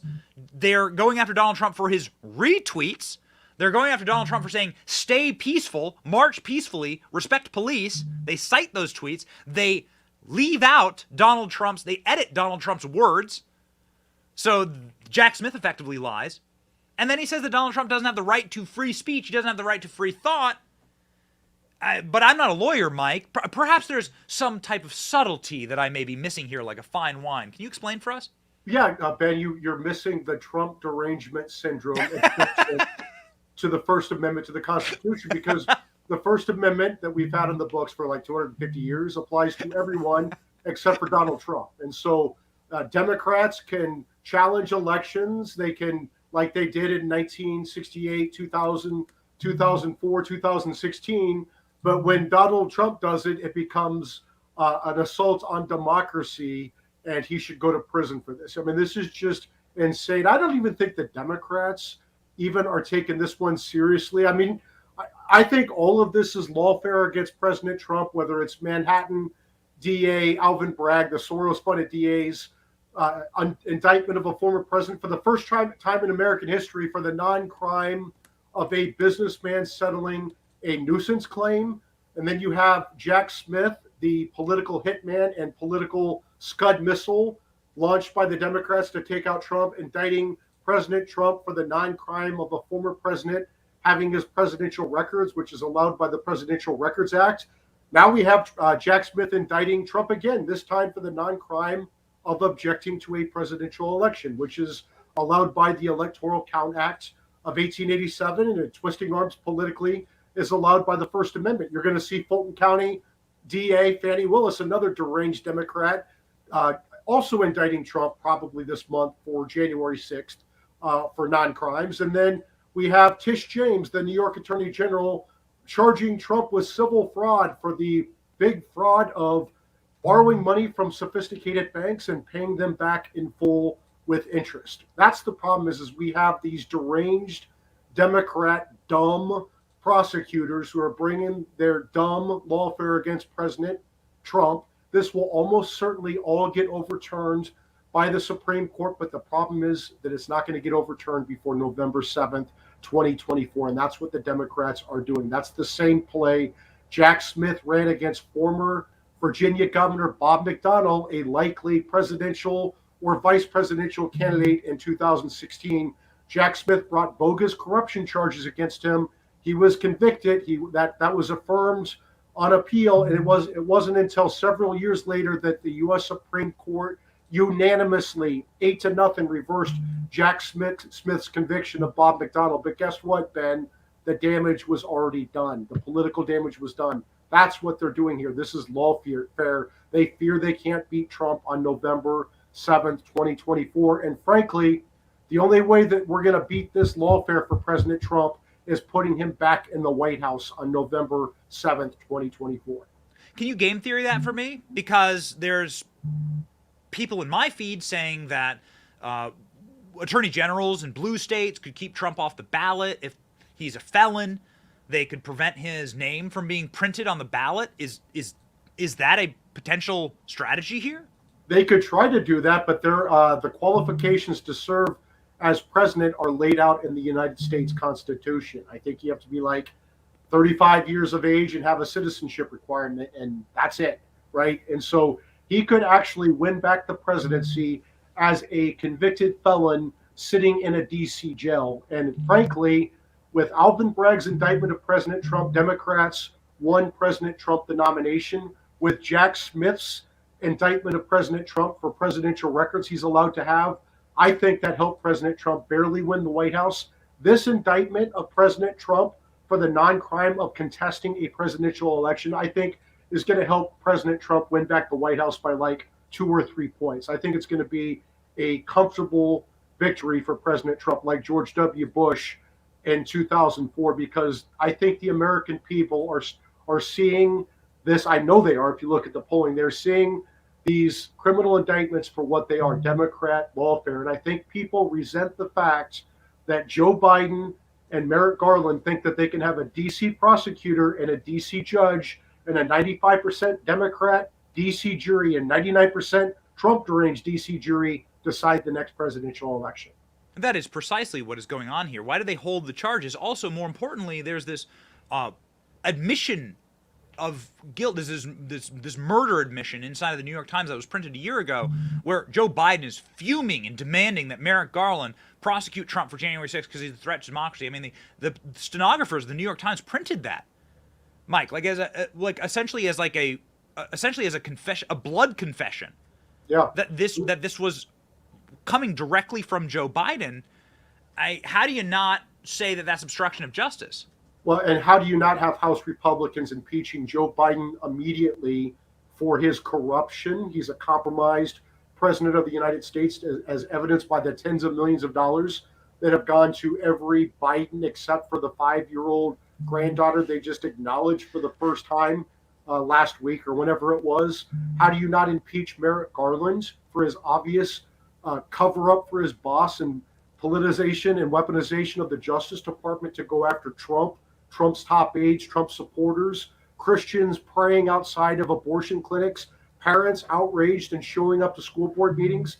This is the Justice Department has taken an ugly turn after during President Obama's presidency, and it is continuing and being ramped up dramatically under Biden. And the House Republicans need to find their backbones. I always say the D.C. swamp is the only place on the planet where the reptiles lack backbones. So House Republicans need to find their backbones.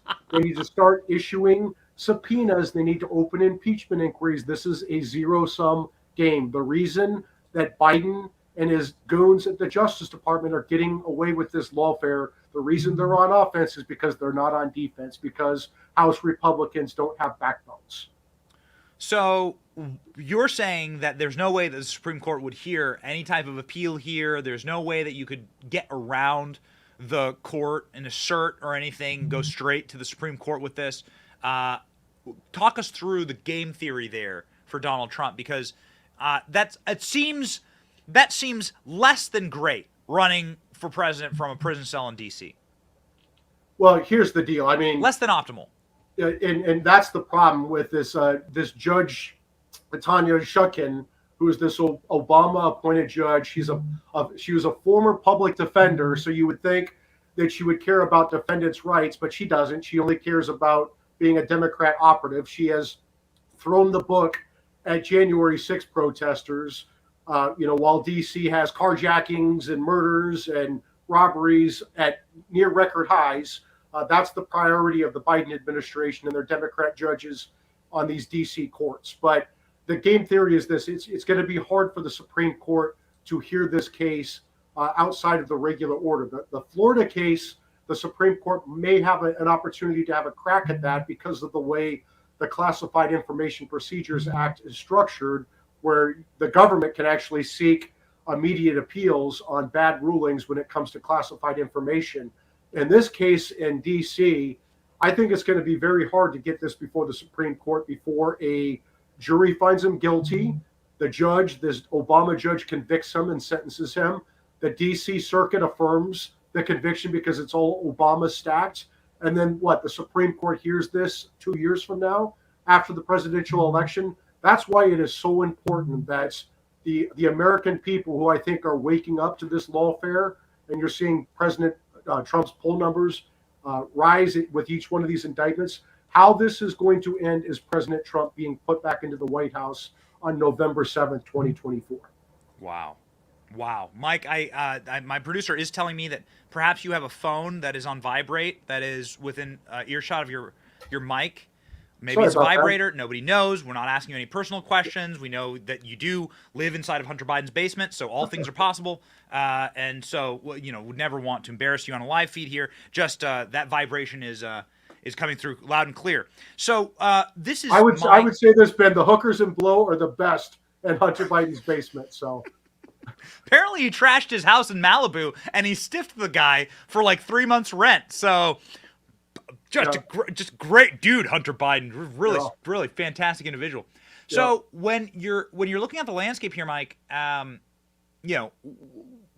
what is the chances of Donald Trump succeeding in getting this judge to recuse herself? We were shocked this morning when Kash Patel was on our show talking about this is the judge that took my lawsuit against the DNC and our discovery against the DNC for Russiagate. And she had to recuse herself because she worked for Fusion GPS, because she worked not just working beside Hunter Biden. That's one thing, okay? Not just working beside Hunter Biden. She worked with the DNC and with Hillary Clinton and with Fusion GPS in order to hide these documents. And she had to recuse herself, probably forced down from the top, on that case. How is it possible that this judge keeps this case? Well, I mean, under the statute, there's certainly an appearance of bias here if she's recused on prior cases related to Trump, and she's been a lawyer for Democrats, as you say.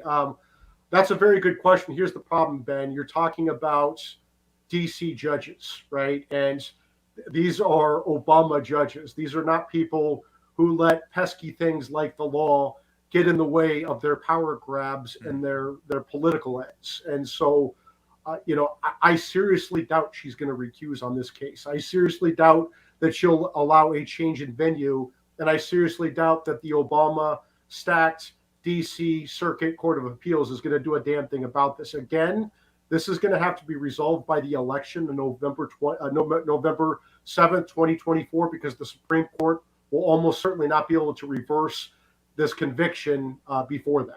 Wow. So Bob McDonnell was kept out of jail. Effectively, the Supreme Court flipped 9-0 to keep him out of jail and overturned Jack Smith's corruption conviction. And so Bob McDonnell, based on my reading, Bob McDonnell didn't serve a single day in jail. So I suppose we'll see Donald Trump hitting the campaign trail, even if he's found guilty here inside of this rigged courtroom. It seems like such a powerful play to working class Americans, to downtrodden Americans, to Americans who have been crushed by the justice system, sometimes wrongfully in this country. This seems like such a strong play to go into black communities and to say, hey, there is no justice here. I have felt the burden just like you have, and perhaps it's time for you to think about voting for me, and we can destroy this corrupt system together. That just seems like such a crystal clear, incredible campaign, speech, preach, like an MLK moment, where Donald Trump would be able to like combine the downtrodden and say, there is no justice, actually. There are two tiers of justice. That white kid that kept shooting his gun and doing crack rocks and blow off a hooker's ass, that guy gets nothing, and your sons and daughters go to prison for mandatory sentencing that his dad passed. And then it's like I don't think they're quite aware of what they're doing to Donald Trump. They're turning him into Tupac. Yeah, I mean, I didn't think it would be possible to make Donald Trump sympathetic to a broad swath of the American people. They're going to make Donald Trump sympathetic to a broad swath of the American people. You're already seeing that in the polling after Alvin Bragg's indictment and after Jack Smith's prior indictment. You're going to see it after this indictment. This is bogus political lawfare by Democrats who fear that Trump is going to beat Joe Biden or Gavin Newsom on November 7th, 2024. So they are doing the unthinkable. They are trying to imprison their political enemy so they don't have to face him at the ballot box. According to some of the information being released from the court, Donald Trump is being released on the condition that he will not communicate with witnesses in the case except through the presence of counsel. He's also being told by the judge that if he violates these conditions of the release, an arrest warrant will be issued for him and he will be detained, and that this is a routine warning. Trump is now signing paperwork at the defense table and swearing that he understands the conditions. Is this normal? None of this is normal because they are indicting a former president of the United States and the leading presidential candidate for non-crime. So no, this is not normal. Now, are these pretrial conditions normal for every defendant? Sure, but this is not any normal case. So the next hearing date is set on August 28th, 10 a.m. So they're going fast. Yeah, I mean, it looks like I don't know if they're going to do another initial hearing on that date. I'm not sure what they're doing. I don't know if they did. I thought they did the arraignment today. Maybe they just did the initial hearing and they're not going to do the arraignment until August 28th. I just haven't seen the order, so I'm not sure. How do Republicans in Congress effectively fight this? Because, Mike, I got to tell you, we've seen a lot of strongly worded letters and tweets. Oh, man, if tweets could take down the Biden regime, we've seen them all. But or X's, whatever you want to call them. But there seems to be absolutely, abundantly zero action. Yeah, and that's a huge problem, right? We need to have Jim Jordan, the House Judiciary Committee chairman. I was a vocal critic of him for many years on the big tech fight. I praised him profusely after he sent the letter to Alvin Bragg when Alvin Bragg was politicizing and weaponizing the Manhattan DA's office to go after Trump and indicting him for the non-crime of settling a nuisance claim. But Jim Jordan needs to step up again. This is critically important. He runs the House Judiciary Committee with oversight over the Justice Department. He needs to haul in these key people and ask them. They don't need to ask about the ongoing investigation. They need to ask them how they went about making these decisions to indict. How the coincidence of Biden evidence coming out on Biden and then President Trump charged the next day on 3 different occasions now with the Mar-a-Lago raid, the superseding indictment, and now this indictment. And so there are a lot of questions that need to be asked about this, about the timing of this, about the communications that the Justice Department may have had with Biden or the White House or any other person outside of the Department of Justice. This just stinks to high hell what's going on here.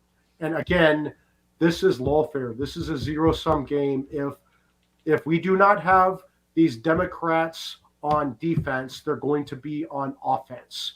And they've largely been on offense for the last year since the Mar-a-Lago raid because we don't have them on defense other than the small defense when Jim Jordan sent a letter to Alvin Bragg saying, why are you using federal funds to interfere with the presidential election? I praised Jim Jordan with that, but they really need to step it up. They need to issue subpoenas. They need to have hearings. They need to get documents. They need to open an impeachment inquiry on President Biden for his corruption and his weaponization of his government, and Merrick Garland for weaponization and covering up the corruption. House Republicans need to get off their asses and move now. Mike, I know you only have 30 seconds left, but real quick, are you talking about what it sounds like you're talking about is your 3-week reign of terror? During my 3-week reign of terror, I mean, there's going to be so much payback when Trump is back in the White House. And I hope Democrats understand that they will be indicted, they will be fired, there will be hell to pay. Two wrongs don't make it right, but it makes it even. And there will be hell to pay when President Trump is back in the White House. I will make damn sure of it. Baby, President Trump is on the move. We're seeing that motorcade right now. Mike, thank you so very much for joining the program. Everyone go to the Article 3 Project. Support Mike, his work. Follow him on twitter.com, where he absolutely throws bombs day and night. And we pray for Mike's reign of terror to begin as quickly and swiftly as possible. Thank you, Mike. Thank you, Ben. All right, ladies and gentlemen, here's what you see on the screen. We got the motorcade rolling. That motorcade is rolling. You see it. That thing is traveling. Here it goes, a roundy round. In the loop, it is going to the airport now. What you're going to watch is Donald Trump heading to Reagan National Airport, where his flight is. A perfectly dark and dreary, gross Washington, D.C. day. We are inside of the press van right now. That is a live shot of the swamp, the disgusting and despicable swamp. Joining me right now is somebody who, perhaps two young men who are in the swamp. I believe we have ALX and Danny Day-Urbina. ALX, the executive producer of this show, who is in the swamp, staying at what used to be the Trump Hotel, a place where Donald Trump would probably be tonight. And Danny Day-Urbina, who is inexplicably going to school in Washington, D.C., and we are so excited for him to be completing his last year in Washington, D.C. Gentlemen, thank you so much for joining the program. We have Donald Trump flying down the road here. This is a drive that I'm sure you boys have done many times, heading out to Reagan Airport. What did we see today? Talk us through what you've been seeing online. Yeah, so I've been seeing a lot of support, just like the last two coming through. Obviously, we're not seeing the same support in DC as Florida. Like I was saying to you earlier, I really wish this was still a Trump property, because I mean, staying here and then having, like I said, there's not really anywhere in DC to really stop for him. This would have been the one place, so it would have been really cool if he came inside of the lobby or whatever. It would have been like a mini Trump rally here. But nonetheless, you did see supporters out front with the massive flag earlier. You had the classic characters, the Trump prisoner protester making a fool out of himself a couple times. But I mean, some strong support, considering it is DC, I think. Yes. Danny, how's DC treating you today? Looks like Danny's on mute. Danny's on mute. Time to bring in David Leatherwood, who is also here from our team. By the way, when we tell you that we are independent news, I got to tell you that we have the best people. To paraphrase my favorite president, we have the best people. Okay, ALX is our executive producer. David is a creative director here, and Danny Day-Urbina is our rapid response. And have you rapidly turned on the microphone, Danny? Yep, I think Nina Jankowicz was messing with my audio there, but okay. And I just want to let everyone know we are getting the live feed up. We're going to get Donald Trump. If Donald Trump stops and talks to the press, it will be at the airport. It will be at his plane. We're going to get that live feed for you. Danny, awesome. What's up? Yep, so I'm actually in Miami today, so I'm not dealing with all the chaos in D.C. today. But I will say, just the thought of his motorcade wailing his sirens through D.C., I can just imagine every single person, their little small studio apartment, just bursting into tears as he rolls by. So that brings me a little bit of joy. But I will say, the support has been pretty incredible online from what I've seen. And the tone has kind of changed a little bit. At first, it was just like the first indictment, the second indictment was kind of like a shock. Like, we cannot believe this is happening. This is, the former president of the United States. Like, how is this happening in like America? And what we're seeing this time is Trump's kind of like joking about it on Truth Social, saying like, I just need one more indictment and my election is secured. He's kind of like owning that happy warrior mentality. And I think it's the base resonates with that right now. I think that the tone is really, and we're going to work really hard in 2024 to win this election, and hopefully take out the ghosts in the machine that are currently poisoning our judicial system in America. Yes, exactly.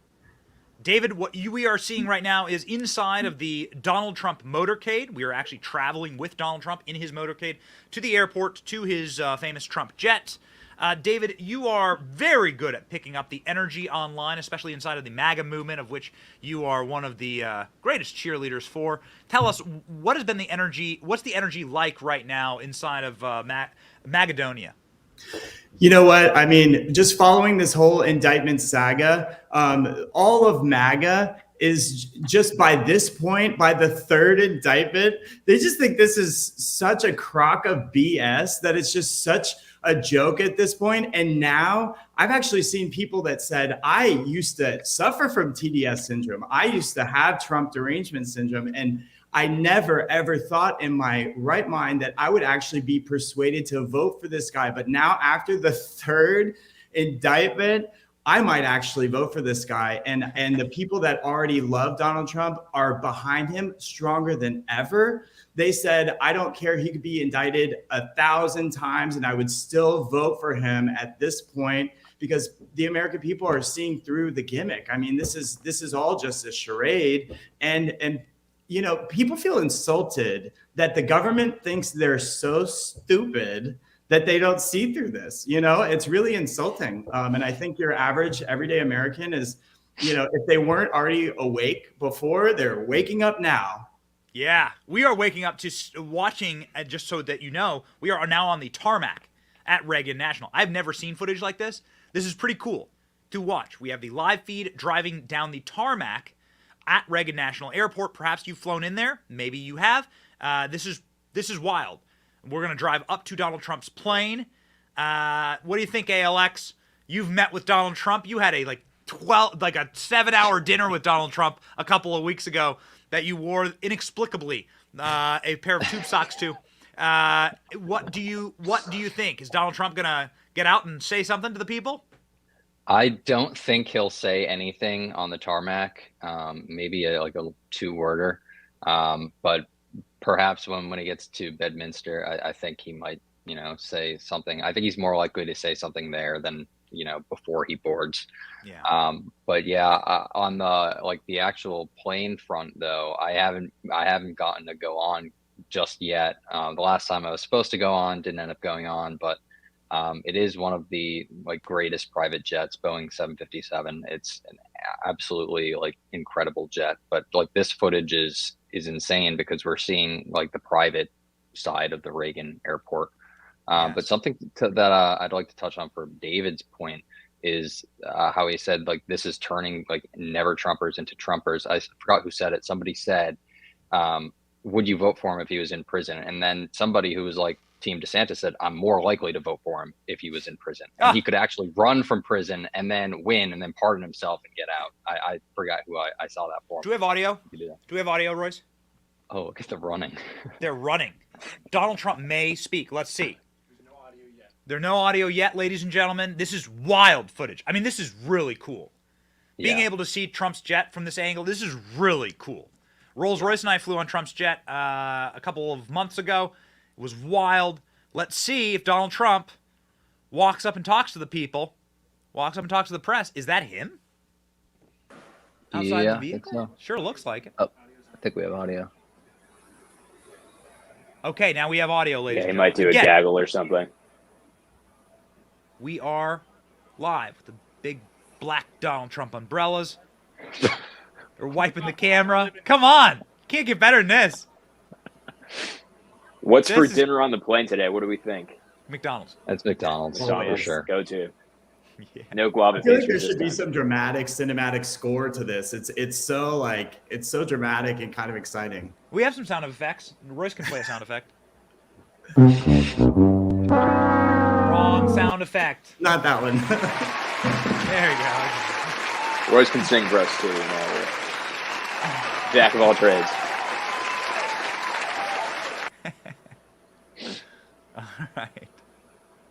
Certainly making the exit dramatic. All right. All right. Here's one that says rock and roll. Let's play it. Yeah. Yeah. Oh, he's like, give me that. Yeah. Here we go. Here he comes. Well, thank you very much. This is a very sad day for America. And it was also very sad driving through Washington, D.C. and seeing the filth and the decay and all of the broken buildings and walls and the graffiti. This is not the place that I left. It's a very sad thing to see it. When you look at what's happening, this is a persecution of a political opponent. This was never supposed to happen in America. This is the persecution of the person that's leading by very, very substantial numbers in the Republican primary and leading Biden by a lot. So if you can't beat him, you persecute him or you prosecute him. We can't let this happen in America. Thank you very much. Do you want these trials to happen before the 2024 election?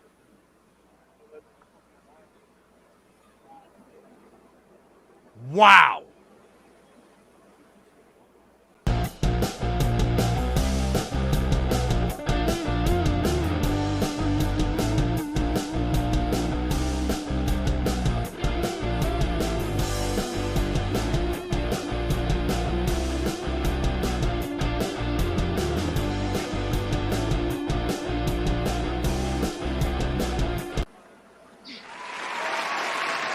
All right, ladies and gentlemen, there we go. There we go. We got him. Donald Trump made a comment. Let's go ahead and rip that so that we can play it back. Donald Trump, speaking my language, man. Royce and I have been to Washington, D.C. ALX is there right now. Danny D'Arbina lives there, and David travels there quite often. That place has become an absolute S-hole. Pardon my language. But Washington, D.C. has become filthy, disgusting. And as somebody who lived in Washington, D.C. for 15 years, I never saw it cleaner than when Donald Trump was in office. The place was pristine. Nobody effed around when Donald Trump was in office. And then Joe Biden gets in there, the place is a dump. There were homeless encampments, Rolls-Royce. Homeless encampments outside of the White House. We saw homeless people living in lean-tos outside of the White House. What do we think of Donald Trump's comments there, boys? It was pretty awesome. I kind of, it's like he hit the nail on the head with the graffiti and the homeless encampments, like you just said. I remember we were both here last August, I believe it was. And we were going, after we filmed the Newsmax episode, we were going to have lunch. And you're like, okay, I'll meet you at this spot. You grab a table. I'm going to go film this homeless encampment. It was right in front of the White House because like we were both walking by it, and we're like, oh my God, like this isn't the DC that, because we hadn't been there, I don't think, in the past year before that. And we're like, wow, there's like so many more tents, so much more homeless people, and it's so much more of a dump than, you know, under the previous administration. So yeah, it just, you know, he hit the nail on the head. Who knows? This is going to be the next San Francisco, I think, soon, if we don't have new leadership here. But yeah. David, you've been such a staunch supporter of Donald Trump, and you were watching this man actually weather these charges really unbelievably, and just the weight of the world on the man's shoulders. What does it mean to you watching Donald Trump walk out and say, this is a sad day for America? Well, you know what I was thinking when I was watching that? You could just hear it in the tone in his voice and see it in his eyes. You know, he just left the courthouse after being arraigned, and he's talking about how sad it was to see Washington, D.C. in such great decline. Instead of, you know, getting straight to talking about the charges or whatever, he loves it. He loves America so much that is what was stuck with him, is that how sad it is to see this city that's supposed to be the capital of our nation. It actually is a beautiful city. There's a lot of beautiful buildings. There's a lot of beautiful monuments. It's historic in so many ways. And he was just sad that it's in such decline. I mean, and to me, it kind of reminded me of how much he truly just loves America. And that was one of the things that I've loved about him since day one. He never had to run. He never had to put himself through this, but he genuinely loves his country. And I thought it was pretty remarkable, you know, the way he commented on that right out the gate before he even started addressing the charges. Donald Trump waving at his supporters on the way to the plane. We actually have some of the first images out of Donald Trump actually saying hello to his supporters. Danny, does this help or hurt Trump? I think it helps. I think we were talking about that, right? So we saw people who were very anti-Trump who are coming out and now saying, well, this kind of validates what he said when he walked down that escalator. He's that man standing in the gap between the American people and the ruling class that hates them. And so I think this is this is the battle sort of encompassed in one, well, now 3 indictments, right? So we're seeing what that actually looks like when it plays out. I think what he said coming off of his motorcade was spot on. And so I've been in DC for the past 3 years, and I've seen the rot. I think DC almost encapsulates what that cultural rot looks like when you remove God and remove any sense of service. Everyone there is just kind of miserable, looking down at their phones all day. And when you do that, your city just crumbles. It destroys itself. And that's kind of what's happening to our country as a whole. But DC kind of encapsulates that spirit. And so we see that in the decay of our judicial system, and obviously in the decay of our streets. You mentioned the trash. You mentioned the graffiti. On my campus, we get about 1 billion texts a day, text alerts saying that there was an armed robbery on campus, or someone got carjacked, or it's like a slew of texts all day that actually our campus had to reinstitute armed police officers. And they had been all woke and they'd gotten rid of it, and now they're like, no, we actually need it to keep our city safe. And so I think he hit the nail on the head there, talking about the decay of our nation. I think that's kind of it's a good message that really shows that he's standing in the gap, and I think this trial encompasses that as well. This is a live shot of Donald Trump on his plane waiting to depart on the runway. We are looking at this live shot as Donald Trump is on his plane. Undoubtedly, that plane smells like delicious McDonald's fries and chicken nuggies. I've been on that plane. That is exactly what it smells like, and it is absolutely another world experience to eat McDonald's on Donald Trump's plane. What Donald Trump did say moments ago, we now have that loaded. He was speaking live, and there was a little bit of clutter and a lot of movement of the camera. We now have a better shot. Let's replay that. It's worth listening to again. Thank you very much. This is a very sad day for America, and it was also very sad driving through Washington, D.C. and seeing the filth and the decay and all of the broken buildings and walls and the graffiti. This is not the place that I left. It's a very sad thing to see it. When you look at what's happening, this is a persecution of a political opponent. This was never supposed to happen in America. This is the persecution of the person that's leading by very, very substantial numbers in the Republican primary and leading Biden by a lot. So if you can't beat him, you persecute him or you prosecute him. We can't let this happen in America. Thank you very much. Do you want these trials to happen before the 2024 election? All right, there you have the statement. Basically, sad day. He made a point of pointing out how filthy Washington, D.C. is and the empty buildings. He's not wrong there, of course. He says it is a political persecution of the person who is running against Joe Biden, that this should never happen in America. And yet, Jesse. And yet, here it is. Donald Trump's plane on the move. ALX, I have before me the charges. I have before me all of the charges. Here they are. Trump now faces 3 indictments, 78 charges, 641 years in prison. All the charges were brought by allies of the regime during election season. If this were overseas, we know that this country would have been invaded by now. You can see here the charges on screen. Your thoughts? You're a young man. Did you ever? You're a patriot. You're a patriot. You love this country. Did you ever think you'd see this in the United States of America? Not at all. And the thing is about this indictment, which separates it from the previous 2, it now calls into question like the First Amendment for all Americans. We had like the Mar-a-Lago, documents case, and his business tax whatever in New York. But this is something that, like, number one, he said peacefully and patriotically go to the Capitol or whatever. That's literally what his official statements were on that day.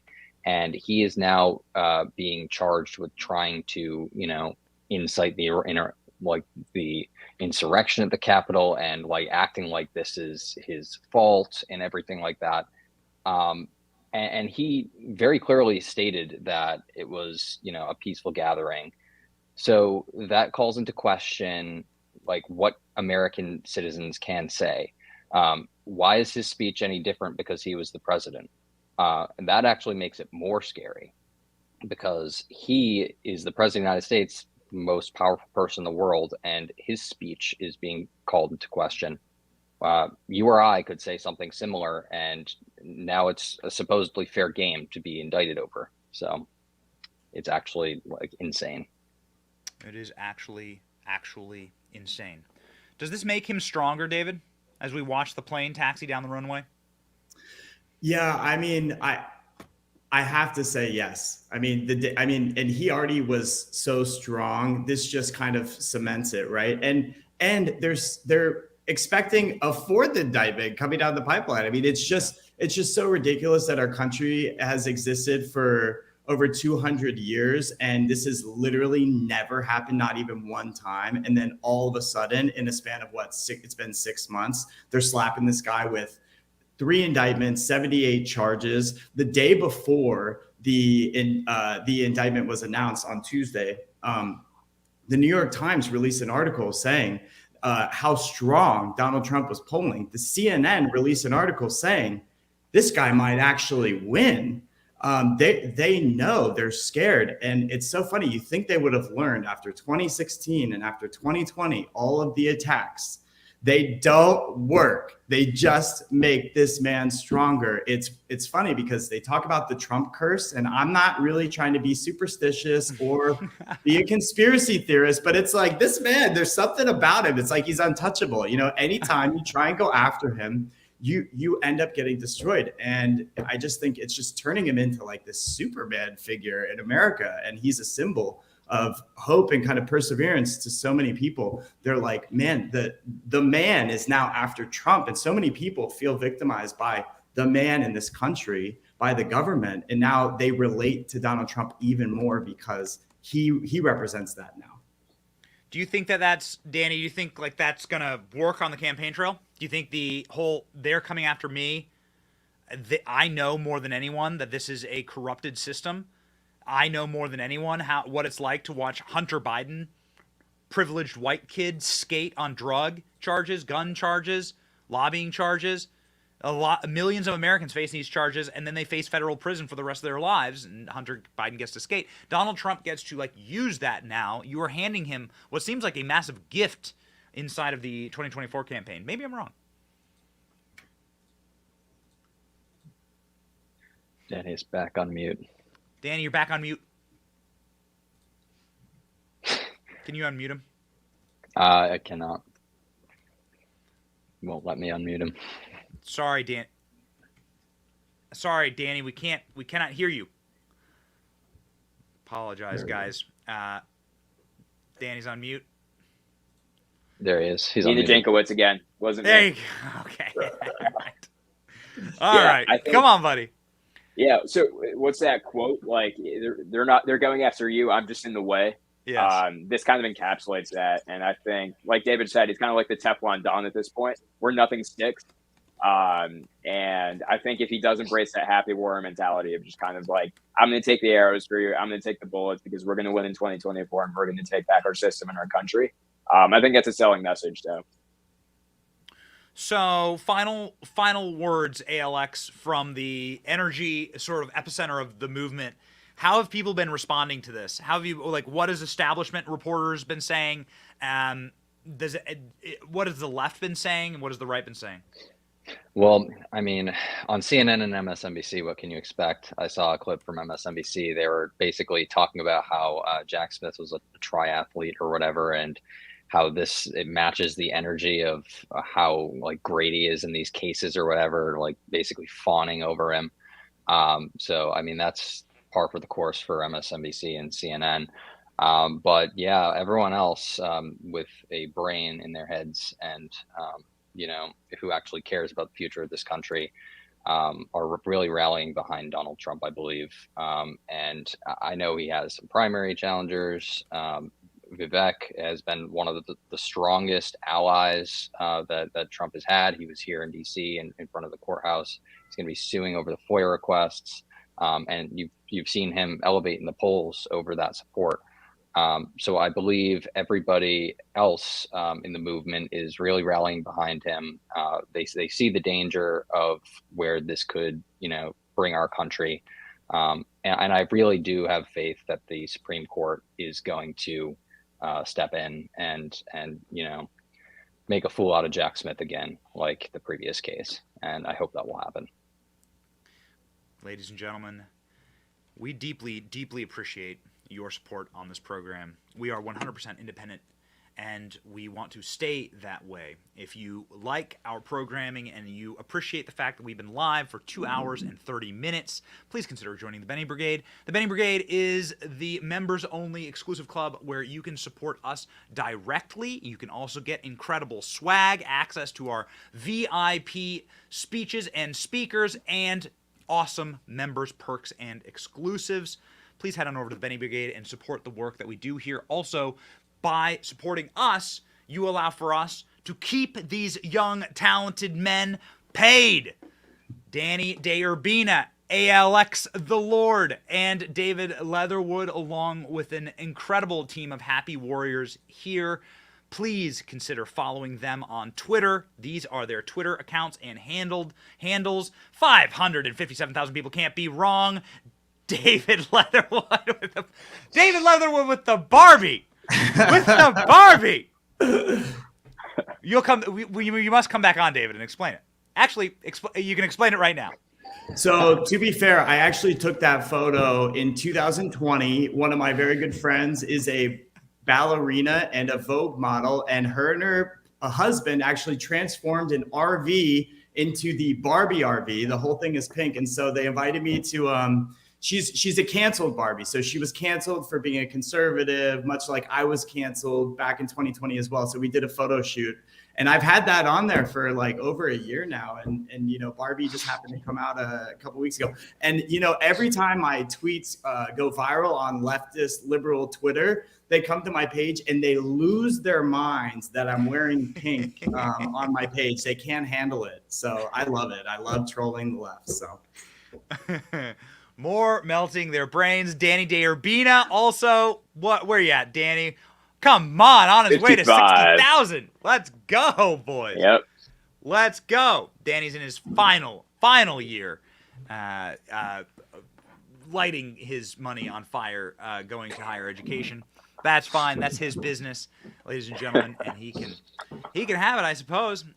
You got to follow this team. You got to make sure that we are supported, because we are out here hustling and grinding and delivering for you. Some of the best creators, and the best breaking news team on the internet, on the fastest growing streaming show on the internet, The Benny Show. We appreciate so very much everyone watching today. We will leave you with a kick-ass Trump meme, and we'll all sign off and say thanks for watching, ladies and gentlemen. Here's some Donald Trump walking into the courthouse today.